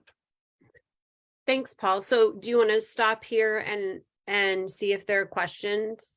I'll go through, so I'll go through each of the projects on this list that you see before you. So we have a total of 8 projects for urban medium, and we have a total of nearly 6.4 million in STBG funds for the urban medium area, and then 1.4 million in flexible.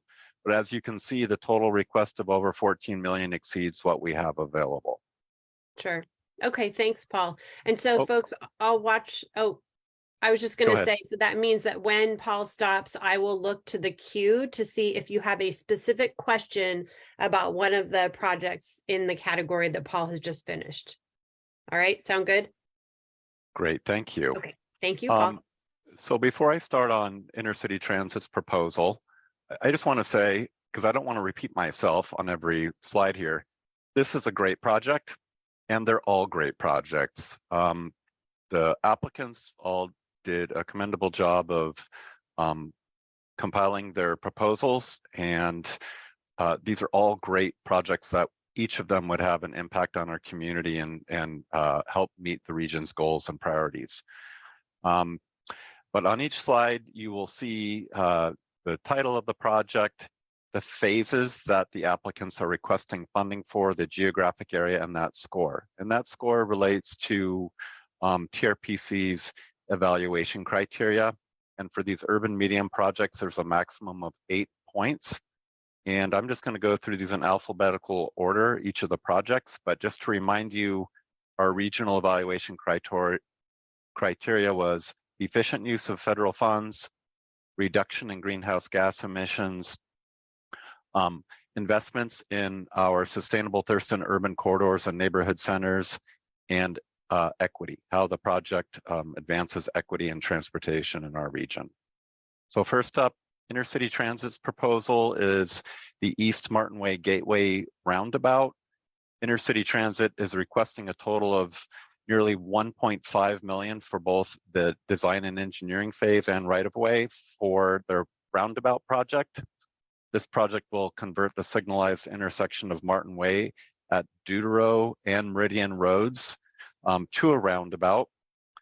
This design and engineering phase will complete the analysis necessary for environmental permitting and right-of-way acquisition. And upon completion of these phases, the project will be construction ready and will enable future high-frequency transit service the length of the Martin Way urban corridor. It will improve safe non-motorized access to transit around the commercial area around this intersection and support long-range operational efficiencies at this busy intersection. So this is a partnership project with Thurston County. However, Intercity Transit's getting in the construction business with the roundabout, so this is their project, because principally this roundabout is serving as the anchor for the eastern limits of Intercity Transit's future bus rapid transit service and providing the endpoint turnaround needed for Intercity Transit to provide the frequent service and improve overall ridership along this corridor. This project is in Intercity Transit's current transportation improvement program, known as the Northeast Lacey Operational Support Terminal Facility. And both Lacey and Thurston County have provided letters of support to this proposal. So next up is the Lacey College Street Corridor Improvements Phase 3, also scored 8 points. Phase 3, this is the third phase of a multi-phase project to enhance multimodal access, reduce speed, and provide enhanced active transportation accessibility and improve overall safety on the College Street corridor. Lacey is requesting a total of nearly 4.3 million for a right-of-way acquisition that is necessary for this project. If you can make out on the slides those light grayish blue polygons, those are the parcels or properties that Lacey needs to acquire for this project. The project will eventually reconstruct College Street from Lacey Boulevard to 18th Avenue Southeast and extend into the 22nd Avenue project, adding a roundabout at 16th Avenue Southeast with enhanced pedestrian crossings. So some mid-block pedestrian crossings. Additional improvements will include widened sidewalks. They're currently like 4 to 5 feet. Lacey would be widening them to 10 feet. Would have pedestrian buffers, ADA accessible sidewalk ramps, lighting, landscape medians, auxiliary turn lanes, and street landscaping. Utility lines will be undergrounded. TRPC has already funded the PE phase of this project, which is over 50% complete and is expected to be completed by the end of 2023. During this design phase, Lacey is realizing that with a slight realignment, they can have reductions in the curvature to help minimize right-of-way impacts to homes and buildings. And this proposal includes a letter of support from Congresswoman Strickland. Next up, City of Lacey's Elliott Avenue is approximately 1,755 feet, extending from Bing Court to Crestline Boulevard. That's that area highlighted in purple on the slide. The city is requesting $2 million for the construction of a 6-foot wide sidewalk and mountable curb adjacent to a 6-foot wide bike lane on the north side of the street. This project will upgrade the street lighting. It will resurface both 10-foot lanes of travel on the general purpose lanes, replace the traffic calming, add shared lane markings known as sharrows. That's those painted chevrons you see on pavement on the eastbound travel lane, which is the downhill direction of the project. That's going to the west toward the water. Adding a stormwater swale for water quality improvements between the bike lane and the travel lane. Adding a stormwater conveyance pipe, replacing the existing water line. And this water line replacement is funded separately by the City of Olympia's water utility. Olympia is using city funds to complete the design phase. The city has determined acquiring right-of-way is not needed, and Olympia is providing nearly $2.5 million in match to the construction of this project. This project, there's an error on this slide. No, I back up. I'm looking ahead at the next one. This project scored 7 out of 8 points. Next up is the City of Tumwater X Street Roundabout. This project scored 8 points. And Hey, Paul, I don't I'm think we're jumping looking at the ahead. right one. Yeah, Sorry. I'm sorry. I'm looking ahead here. I apologize. Martin Way. So we're talking about the City of Olympia Martin Way scoping study, right? That's the one we're all looking at. Martin Way needs safety, mobility, and access and improvements. The City of Olympia is requesting $750,000 to conduct the Martin Way scoping study. The city will identify where access control, enhanced crosswalks, stormwater improvements, landscaping, and lighting are necessary. The study will also examine the feasibility of planned roundabouts, whether to implement business access and transit lanes, and the alignment of sidewalk and enhanced bike lanes. In addition, the study will produce a conceptual layout, planning level cost estimates, and develop a phasing schedule. So Olympia, this is a planning study, but they're going up to 30% design on this project. The city plans to do some significant public outreach on this project, including to vulnerable communities that are living along this corridor. So the study will be the first step towards implementing the vision for the forthcoming regional Martin Way corridor study. For the city to address these questions and conduct outreach, Olympia will be positioned to proceed with the rest of the design and implementation of this transformative project for this significant urban corridor in our community. Okay, now we're on to the X Street Roundabout. Construction of Tumwater's X Street Roundabout is the next step in implementing Tumwater's capital corridor plan. X Street Roundabout is Tumwater's highest funded priority. This is their top application submission. Design was funded with the State Pedestrian and Bicycle Program Grant, and right-of-way was funded through an STBG grant awarded by TRPC in 2020. Tumwater is requesting $3.4 million to construct a new roundabout to replace an existing signalized intersection. This project will include updated sidewalks and add bicycle lanes on the approaches, because the ultimate design for Capitol Boulevard through Tumwater is to include bike lanes along the entire stretch of it. This project improves safety for all users, and by constructing the roundabout, it will eliminate serious head-on and T collisions for vehicles at this intersection. More roundabout projects. Looking for the next step for implementing Tumwater's capital corridor plan, Tumwater's Dennis Street Roundabout is their next choice. So this would be a new project. This is Tumwater's second highest funding priority. The design has been funded to 60% with the State Pedestrian Bicycle Program Grant, like the X Street Roundabout. Tumwater is requesting $100,000 for the design and engineering phase, and an additional $1 million for the right-of-way phase. Like the X Street Roundabout, this project will upgrade sidewalks, crossings, add bicycle lanes, and reduces serious collisions at this intersection. Moving out, this project, believe it or not, is still in our urban medium area. It's really a peninsula out close towards the Nisqually River and I-5. For any of you who have ever been trying to travel north on I-5 when it is seriously delayed due to congestion or an incident near the Nisqually Bridge, this is your alternate route. And if you've happened to take that, you know how difficult it is to make a left turn from Coolman Road onto Old Pacific Highway. So Thurston County has completed an alternatives analysis.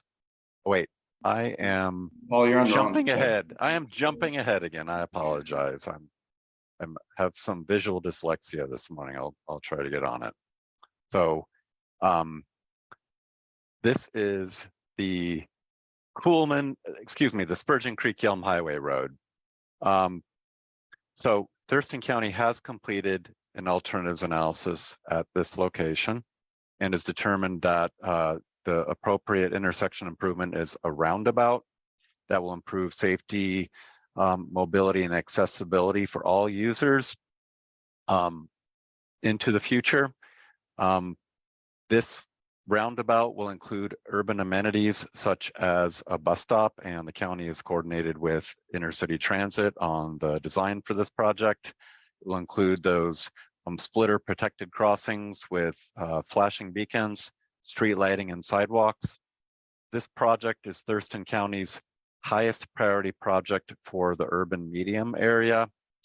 Intercity Transit is a project partner and will be replacing and improving the bus stops around this location. This intersection is part of Intercity Transit's Route 94 Boulevard to Yelm. The roundabout is designed for both current and future traffic volumes.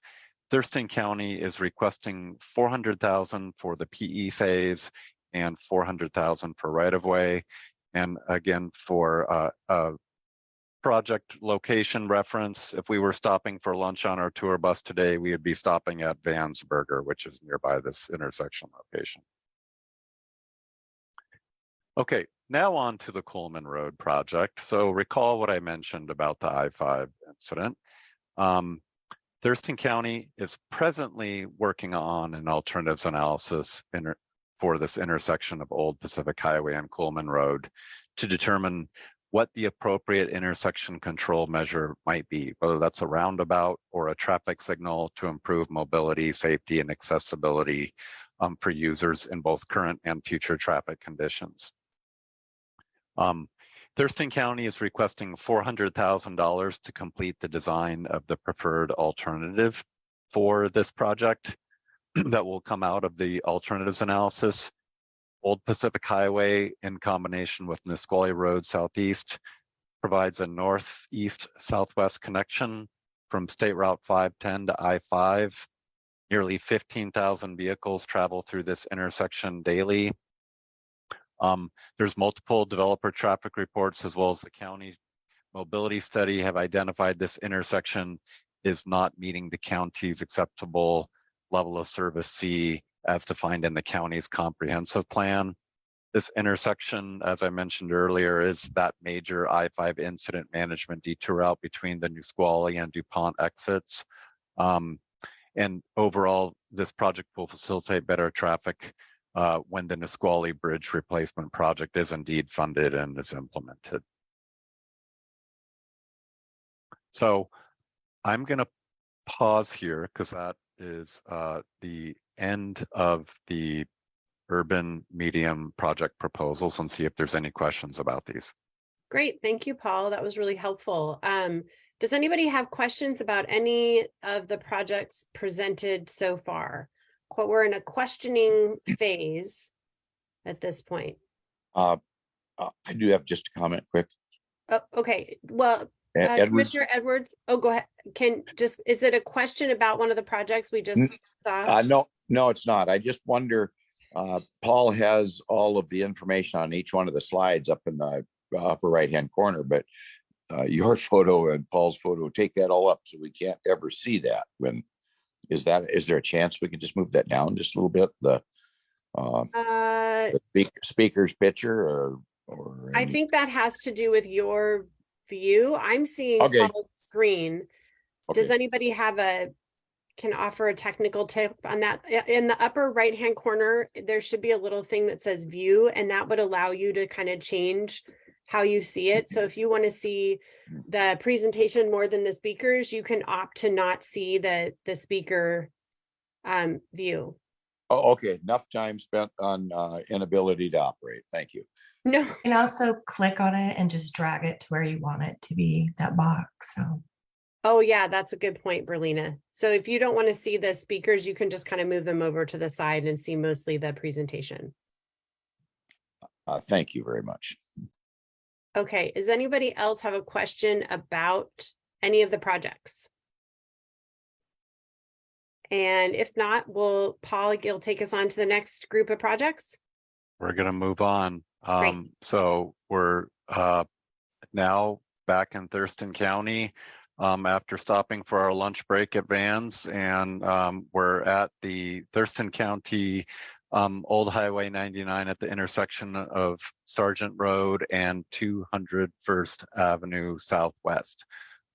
So this project here is Thurston County's highest priority urban medium. It scored the maximum 6 out of 6 points. TRPC funded the PE and right-of-way phase for this project in 2020. The county is now requesting $864,000 in STBG funds to construct a roundabout at the intersection of 200 First Avenue and Old Highway 99. This project will include enhanced pedestrian crossings and sidewalks for this location to improve safety. And you'll notice it will also have a right out access only at Sargent Road. We're now in Yelm, and I think there you go. You just I'm now sorry. got to the slide. Yep. I apologize. I'm having some technical difficulties myself. So, okay, Thurston County Sargent Road. I just described that to you. There's the visualization. So yeah, the county is requesting $844,000 to construct a single lane roundabout. So this project, as I said, it will include sidewalk connections, protected sidewalk crossings, street lighting. The Yelm Roton Road Northwest is a commercial collector roadway in the city of Yelm. Once phase 2 of the SR 510 loop is constructed, Roton Road will provide an important connection from SR 510 to the city's industrial area and central business district. The current roadway is 19 feet in total width with no active transportation facilities. It's inadequate for the movement of traffic, freight, and people that will be utilizing Roton Road as traffic increases after the Yelm 510 bypass is complete. The city is requesting $850,000 to complete the design and engineering for this project. Yelm is requesting an additional $100,000 for the right-of-way phase. The project will reconstruct Roton Road to provide both motorized and active transportation improvements, consisting of 2 11-foot travel lanes, curb, 5-foot bike lanes on both sides, planter strips, lighting, and 5-foot sidewalks on both sides. The sidewalk and bike lanes will connect to the phase 2 of the SR 510 loop and the Yelm Prairie Line Trail. So I'm going to pause here because we only had 2 urban medium proposals and see if there's any questions on these 2 projects. Thanks, Paul. And these, I'm sorry, these are the urban small, correct? Correct. Okay. Does anybody have questions about the 2 proposals that are from the county and Yelm for urban small? I am not seeing that. I'm appreciating the slides with the pictures because just reading the descriptions is not as helpful. So thank you for providing the slides too, Paul. I think we can go ahead and move to the next batch.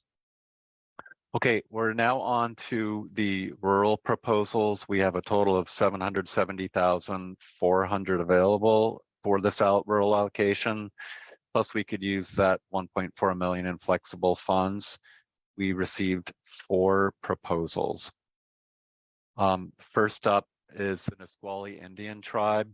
I was surprised to learn, and so were many of our technical advisory committee members, that the tribe owns a fleet of 160 vehicles.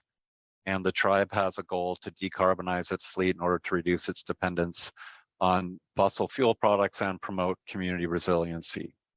So the tribe currently has 3 electric vehicles and is planning for a continuous transition towards a zero emissions fleet. And so this project is going to help the tribe to achieve this. So this project is charting a pathway to a sustainable charging infrastructure that's capable of powering the transition from the fossil fuels. So this first phase is for the tribe to really power its fleet electrification. Future investments then could allow tribal members to take advantage of this facility as it expands. So in order to minimize or eliminate the impact on the tribe's electrical grid, Nisqually is proposing to install a 30 kilowatt solar array or larger to feed the charging and battery backup equipment. Combining a battery pack with fast DC chargers solves many of the challenges for rural communities. The battery pack system can recharge using just 27 kilowatts of electrical demand, and this reduces the draw from the grid and reduces electrical costs by reducing those demand charges. And the technology that the tribe is looking at is a fast charging system. So these boost chargers can provide vehicles with up to 100 miles of range within 10 minutes of charging. And this would be really optimal for the tribe being a rural community operating transit shuttle vans for the health clinic to be able to rapidly recharge. Boost chargers can be installed in both 240 or 208 input voltage systems. And this renewable energy to EV charging system can operate off-grid if needed because of that battery backup system. The tribe is requesting a total of $225,000 in surface transportation block grant funds. There was one technical issue with this project.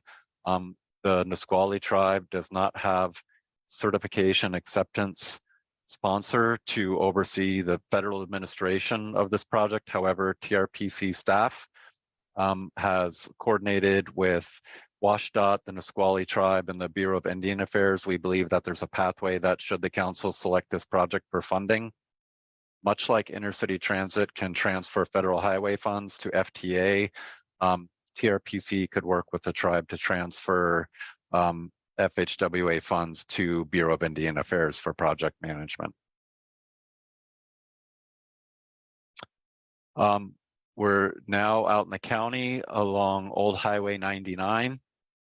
Old Highway 99 is a main corridor serving the city of Tenino, provides access to nearby communities and major roadways, including I-5 and State Route 507. The county's project proposes to resurface the highway that has exceeded its 20-year life. The pavement's in poor condition. The surface is currently experiencing cracking, potholes, and other defects. The proposed project supports the maintenance priority identified as one of TRPC's call for projects funding priorities. The project will repair the existing pavement service and extend its overall life. The county is requesting, I want to make sure I'm on the right slide. We're on the Thurston County no, we're on Tenino, right? I apologize. I'm getting visual. We're on Old Highway 99 Tenino. Okay, Tenino, not the county. Tenino Old Highway 99. The city is proposing to extend the pavement life. Tenino is requesting $194,160 for design and engineering and nearly $1.5 million for construction to plane and overlay Old 99 with a hot mix asphalt of approximately 8,400 linear feet within the city of Tenino. This 28-foot pavement width would be restriped to provide 2 travel lanes with 3-foot gravel shoulders, match the existing section. And at the new agricultural park on the west side of town, a center turn lane would be incorporated into the striping if feasible. Okay. This is where I thought I was earlier. The Thurston County Old Highway 99 and Tilley Road project is located between Tenino and Grand Mound.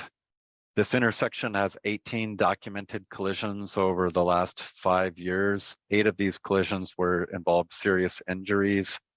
Based on the results of the county's alternatives analysis that was completed in 2019, the county wants to install an eastbound left turn lane. The project also includes street lighting, full width shoulders, and improved stormwater collection and treatment.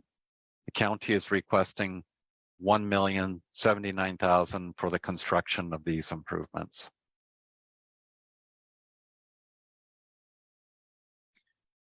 Okay, the City of Tumwater, this is their 3rd highest priority project.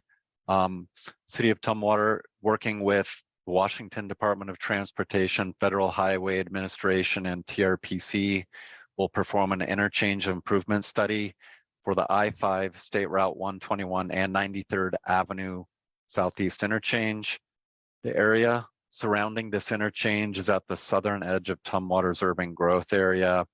It has high volumes of truck traffic and is experiencing rapid residential and commercial growth, and is expected to see approximately 20% increase in traffic over the coming 20 to 25 years.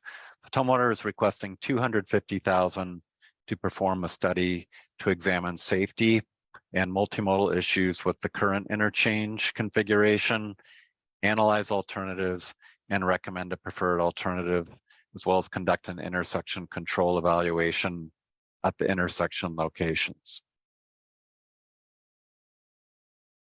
So that is all of the 4 STBG rural proposals. I'll pause here for questions. Thank you, Paul. Are there any questions about the rural proposals that Paul just went through? Okay, I don't see any. So, oh wait, nope, I apologize. John has a question. Go ahead, John. You're Oh, muted, John, you're muted. There you go. Could you send me an email as to why Tenino's project only got 3 out of 6? I can do that. Thank you. Yep. Thanks, Okay. Paul. And also, just as a reminder for folks, there are some pretty lengthy descriptions on the website where you can kind of see the full application and the score sheets as well. So that might be useful too as we're preparing for the next time we see these projects. Good point, Chair Seidel. I would encourage all the council members to review those proposals online before your December meeting as time is available. Okay. Transportation alternatives.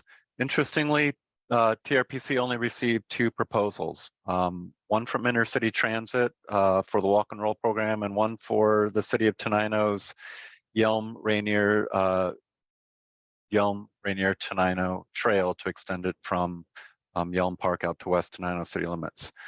And we have a significant amount of TA funding available. And as you can see from this slide, we're going to have excess TA funding in this call for projects, which can be used to help fully fund more STBG projects on those TA eligible expenses. So I'm going to just jump into the 2 proposals that we received. First up is Intercity Transit's Walk and Roll program. This is a well-established and innovative community services that emphasizes benefits of walking, biking, and riding transit for students, school staff, families, and the community. This is a school-focused public education and outreach program, and it assists students and families with how to get around their community through active transportation choices and help reduce traffic congestion in and around schools and neighborhood centers. Intercity Transit is requesting $660,408 to continue its program within Intercity Transit's public transportation benefit area. The program will continue offering educational outreach at school and community events, including its pedestrian and bicycle safety education to youth and families, its Safe Streets ambassadors, traffic safety yard signs, its youth bicycle education classes, its Earn a Bike classes, and how it partners with PE teachers to support bike education in the PE classroom, bike rodeos, and being a partner to the development of traffic gardens that we're seeing growing around our elementary schools. Intercity Transit's proposal includes a letter of support from the Olympia School District and Safe Kids Thurston County. So Tenino's Yelm Rainier Tenino Trail extension to West Tenino design project builds off the feasibility study performed by TRPC in 2018. Tenino is requesting $225,000 in TA grant funding to complete the design and engineering phase for these segments 3 and 4, as you can see on the slide, which comprise the preferred route alternatives that emerged from the 2018 feasibility study.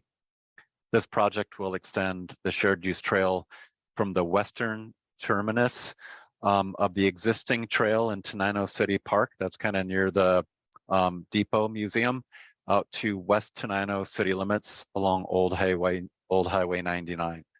The trail would provide a link between the existing trail network, future development, including the new agricultural business and innovation park. So not only benefiting residents within the community of Tenino, but extending the trail for users who use our regional trail system. So I'm gonna pause here for any questions on the 2 TA proposals. Thank you, Paul. Does anybody have questions about the transportation alternative proposals? And Chair and Paul, I'm going to suggest that we don't go through the contingency proposals in this meeting, since council won't be asked to make any specific funding recommendations on contingency proposals at this time, and we're quite a bit over. So if we could, I suggest that we move to next steps. Yeah, I think that's a great suggestion, Mark. Thanks for putting that out there. So if there are no questions about the transportation alternatives, then Paul, do you mind moving us to next steps? Let's do that. So next steps for this process is the public comment period closes Sunday, November 6th. We received 1 public comment so far. Any comments that are received will be shared with the applicants, the Transportation Policy Board, and to you, the council, at your December meeting. On November 9th, the Policy Board will have their review and craft a funding recommendation to forward to you. Staff is prepared that if the Policy Board is unable to have reach a decision for a funding recommendation, that the TPB will revisit its funding recommendation in December and forward a recommendation for council for December action. But if all goes as according to schedule, council is slated to act on awards for priority projects. And then prior to the end of the year, TRPC would issue award letters. And that concludes my discussion, my presentation. So any discussion or questions you might have. Thank you, Paul. Does anybody have any questions or comments about the presentation of the call for projects? We will see this again in December. We're seeing it in December, right, Mark? Okay. So we'll see it in December, and we have time in between now and then to dig into those written proposals, which were very robust. Thank you to everybody who participated. If we do have folks on the call who are part of that process, gratitude for the really high quality proposals we're seeing. Any questions or comments? I don't see any hands up. I want to make sure I'm not missing them. Oh, wait, nope. I see a hand up from Bob. Bob, go ahead. Just one quick question. I'm curious, when it comes back for action, will it be, and I might have missed this in the presentation, but is it going to come back as action for all the projects together, or will we be looking at each individual project? Yeah, so based on the policy board's recommendation, it will be recommendations for each of those geographic allocations. And so it will be a package for each of those geographic allocations. We presume that you'll be taking action on. Okay, thank you. Thank you, Bob. That was a great question. Thanks for the reminder of our process. Are there any other questions about the presentation or proposals or process or comments? Okay, seeing none. Thank you so much, Paul. That was really helpful and really detailed, and I appreciated it. That takes us to our report from outside committee assignments, and Helen is with us to share a little bit about the Puget Sound Regional Council.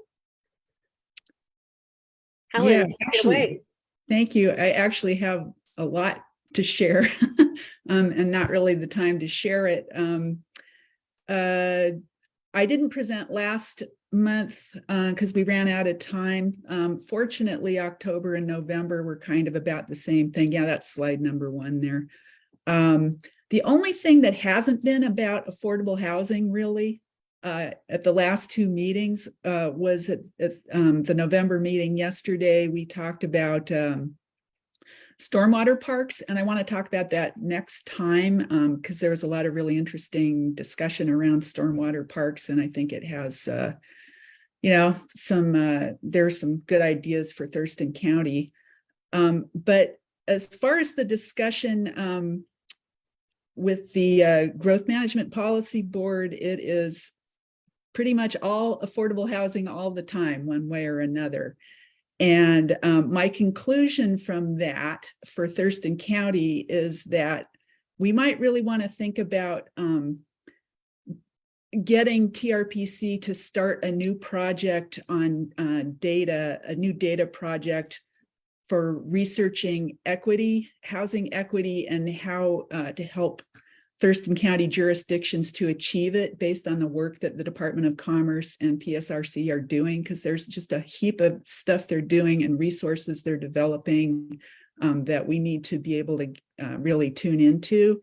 And in addition to that, what these slides are really about is that in 2021, as a lot of you know, the legislature brought some really, I think, seismic changes to the Growth Management Act in this new emphasis on affordability and equity, and making that work mandatory, looking ahead to the comprehensive plan review process and to how to improve housing action plans. So that's what my slides are about, is trying to help you to some degree understand what those changes are. And I know a lot of you already know this probably better than I do.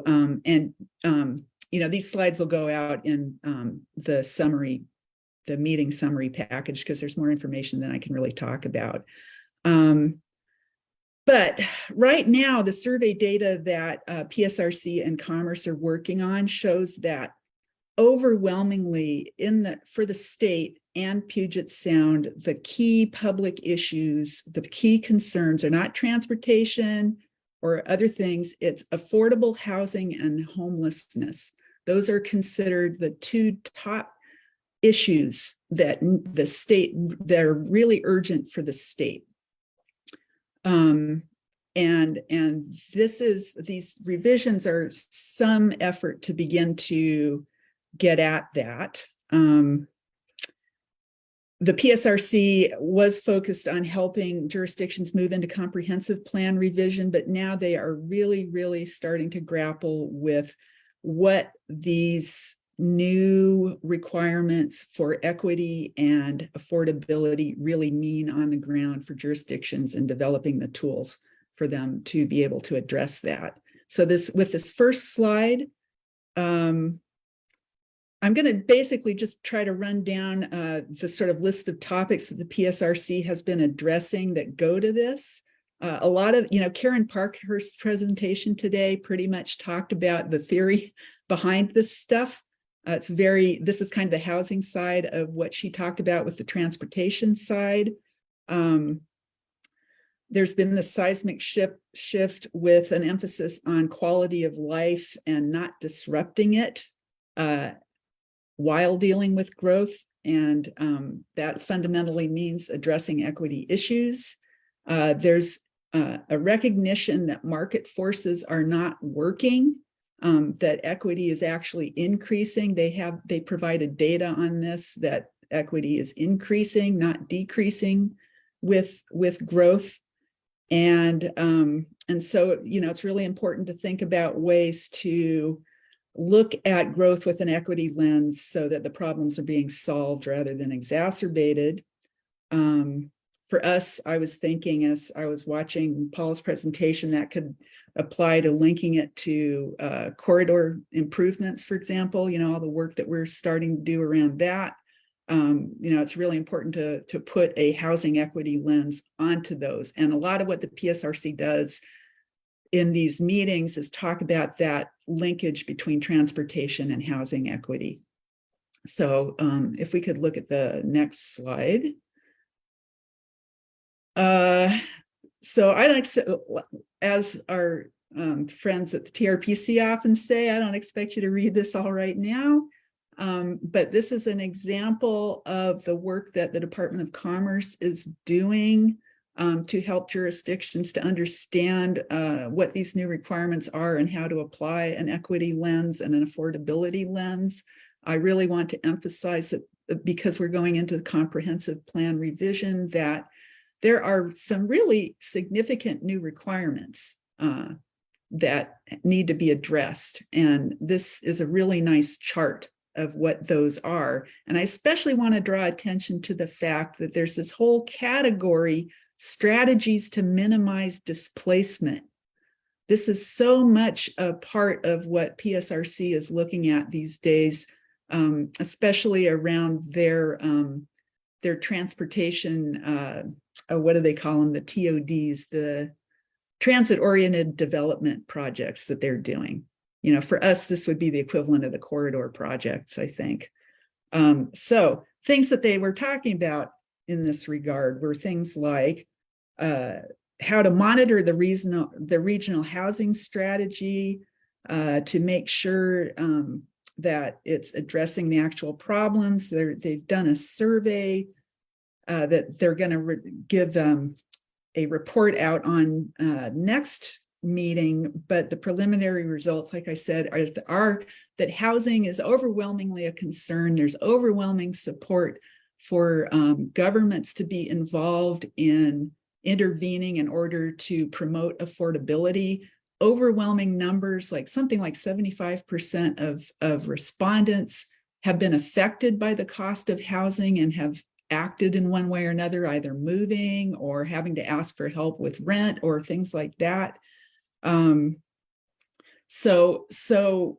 With that information coming in, if you ask the questions and you ask the right people and you get these answers, the question is, what do you do about it? And the jurisdictions at the PSRC, the Growth Management Board meetings, talk all the time about, we need to know what works. The most popular actions have been the ones that have been taken here, the MFTEs, the parking strategy stuff, the zoning strategy stuff, but there's really not data on whether any of that's working enough, since the results don't seem to be coming in. And so that is an overwhelming concern up there. So some of the things they talked about in a practical sense, there's something called the Black Home Initiative, which gets to this issue that it's not just about more housing, but access to the housing and the ability to build equity in your housing.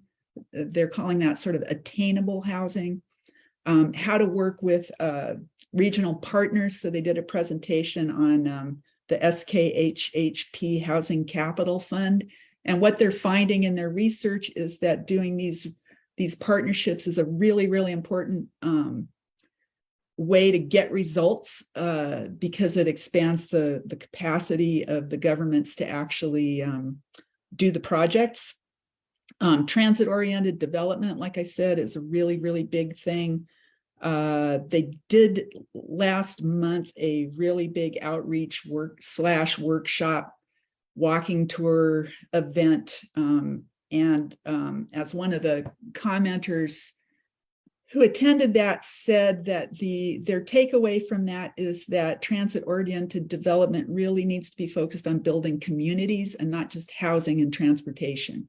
Because if you don't build the community, people have to have cars anyway to get to the services and the jobs that they need. So you don't really solve the problems just by plopping housing and transportation together. You have to work on the whole package, and you have to make sure that people are not displaced in the process.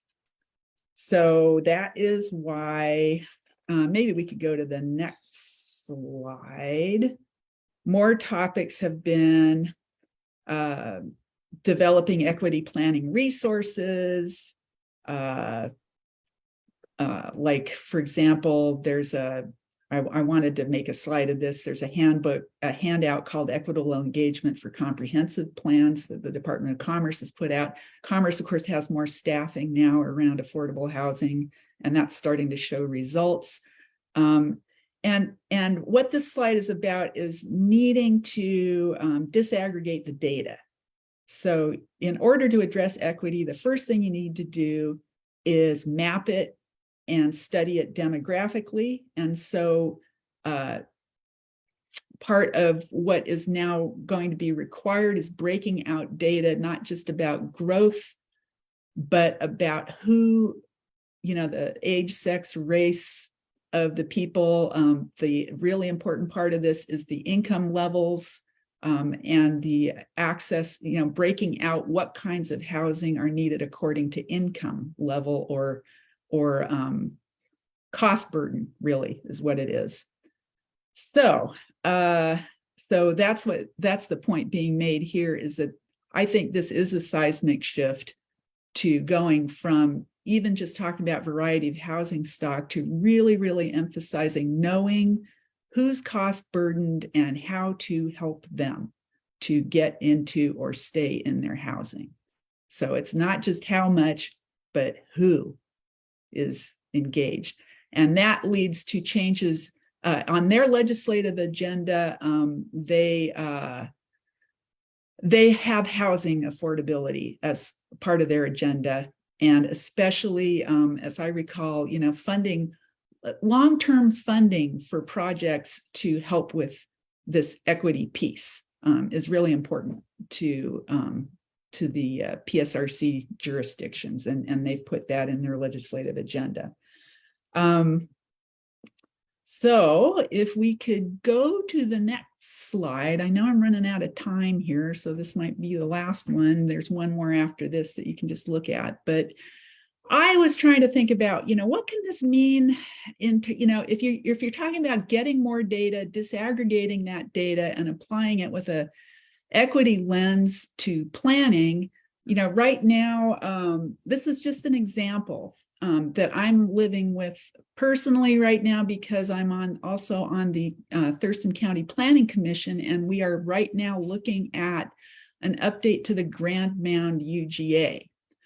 And we, as a planning commission, frankly, I think we started out assuming that the Grand Mound UGA looks just like Rochester in a lot of ways, for example, that we're talking about sort of a unified Southwest County kind of picture. But when I started looking at census data, I got a really different impression. And I learned that Grand Mound is actually demographically very, very, very different to Rochester. And the Grand Mound, I can't disaggregate that for the UGA specifically as part of Grand Mound, but for the Grand Mound community, as the census defines it, they're like night and day, actually. Grand Mound is mostly female, 60% female. Rochester is mostly male. Grand Mound is mostly young. Rochester is mostly old. Grand Mound has a high Hispanic population. It has 25% of the kids speak a language other than English at home. So that raises questions about how you think about planning for the UGA, right? And so what this is an example of, let's consider housing cost burden. As Karen talked about, a lot of people move into the, out into the county because housing is cheaper. You see that in this picture, that if you look at that one area there that is basically Grand Mound with a little bit of Rochester in it, where I have that census number, housing is affordable. But if you look at that, that information to the left there that comes from the Washington State Environmental Health Disparities Map, which is one of the data sources that Commerce recommends very highly, you'll see that we're talking about a population here that is at extreme displacement risk. They have many of the risk factors that are considered. The PSRC actually has displacement risk mapping as well. And it kind of lays out what factors and what weight it gives to the factors in order to come up with its map. And some of those factors are here, like education, educational attainment, unemployment, things like that. And you can see that this is an area that has a lot of health issues. It has employment issues, but housing is cheap. So if you start thinking about using the UGA as a place to put more density, then you have to think about the risk of displacement as the land and the housing and the rent start to head towards market rates instead of being cheaper. So I'm just giving that as an example. And then you have to think about, well, if you're going to do outreach about planning and revising your UGA plan, shouldn't you do outreach that incorporates this population that you've discovered actually lives there? And that takes money, and it takes self-awareness and planning. And it's frankly not going to happen with this UGA revision. But that's just an example that was on my mind. So final slide, just real quickly, there's one more slide if we could get to that. And that is about the Department of Commerce has lots of tools about Equity Lens.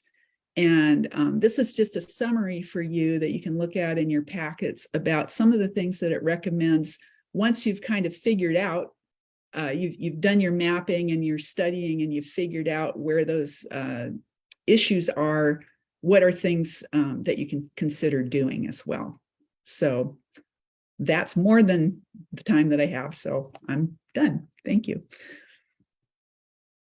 Thank you, Helen. We appreciate the detail, and you're going to send that out with the notes as well, correct? Okay. Mark, did you have something to share? Yeah, I just wanted to mention in relation to that, thank you, Helen, because I'm talking with the staff at Puget Sound Regional Council. The way that the updates go in our state to comprehensive plans is they break it into different years. And the counties of Puget Sound Regional Council are the 4 counties that their updates to their plans are due in 2024. So they're about a year ahead, but all the requirements that Helen just talked about, we have already started talking about those with the planning directors, because those same things will need to be part of the comprehensive plan updates in our area. So that was a great preview of discussions to come in our area. Thank you. Yeah, we're lucky to have you up there with your crystal ball for our future conversations. And also just made me think that it might be a good idea for us to think about including some dialogue about some of the regional housing work again that's happening through with the municipal partners, just given the fact that that's part of PSRC's sort of mission in a way that's a little different than ours, but that doesn't mean that we can't hear more about the work that's happening through the collaborations that already exist in our county. So thank you, Helen. We are a little bit behind, but we've done some good catching up, and thank you for so much wonderfully detailed and specific and important information today. That brings us to the executive director's report. Mark, what do you got for us? Very quickly, this already came up, but I wanted to make sure to say that we're going to be discussing the airport siding issue with TPB next week at their meeting. And we'll bring that back to council for discussion, as we already talked about in December. And also wanted to congratulate the port on a $9.27 million grant to upgrade at the maritime facilities at the marine terminal. So yay, that's a good chunk of change coming from some of the federal funds. And also intercity transit, the Pattison Street facility is opening. That grand opening is November 10th, 2 to 4. We'll have the invitation attached to our after meeting summary. I'll be there, and I hope lots of others will be too, because that's a great milestone for transit and for our region as a whole. So congrats to intercity transit on that. And that's all, Chair. Thank you. Thank you for that great reminder about the event next week, Mark. And great reminder for those folks who are real interested in the airport dialogue, maybe pop into the TPB meeting and hear how that dialogue is progressing as well. Hearing how folks are thinking through those ideas is so valuable. That brings us to member check-in. So I just want to see if there are folks who would like to either share about something great that's happening in their jurisdiction, or something they want to share that they're excited to take back to their jurisdiction from what they learned today. And I'm going to check the queue. And I'm going to go to Carolyn first, because we haven't heard from you yet, Carolyn. Hi, everybody. Well, two quick things. One, thank you to Mark for doing a presentation on the airport proposal to the Lacey City Council. I think it really made a difference in Lacey signing on to the letter. So thank you so much for that. You're welcome. And this is a Lacey thing. Last night, we voted to designate Rick Walk, our Director of Community and Economic Development, as interim city manager. So I thought you planners would like to know that. And so this is interim, and we don't know if he's going to apply for the job or not, but probably for the next, at least till March or April, we'll have Rick. Thanks. That's wonderful. Thank you for sharing, Carolyn. All right, in the queue, I have Helen and then Clark. Yeah, and this is partly for Commissioner Edwards. Add the Thurston Conservation District to the list of folks who have written letters in opposition to the airport. Thanks. Oh, okay, thank you. Thank you, Helen. And Clark, go ahead. Good. I just wanted to give an amen to Helen's presentation about who gets housed. It's my contention that lowering our fees, providing the multifamily tax exemptions, creating middle housing facilitate growth, but they're not solutions for the current residents. And I think we have the power to consider preserving some of the opportunity for people who live here now to continue to live here, and that would be different work from what we've been doing. Yeah, thank you, Clark. Are there any other things to share from members about something that's going on in your community you want to share out about, or something that you're excited to bring back to your community?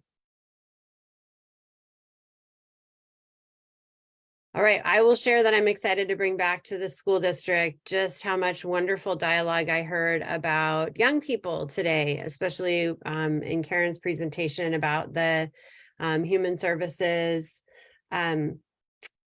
transportation plan, and just really thinking deeply about how our young people are experiencing our community, because they are the folks we want to continue living here. So I just want to lift that up as a deep appreciation for staff and members in that way. Anything else? All right. Well, we will see you all for our next meeting in December, and that is an in-person meeting. So I hope that you will all be able to attend. I will bring treats. You may bring treats to share if you like. But we will have some holiday decorations at the office. There might be some festivities, But please bring the most important thing, which is your wonderful selves, so that we can spend some time in community with each other and collaborating for the benefit of our community in one room. And if there's nothing else, then the meeting is adjourned.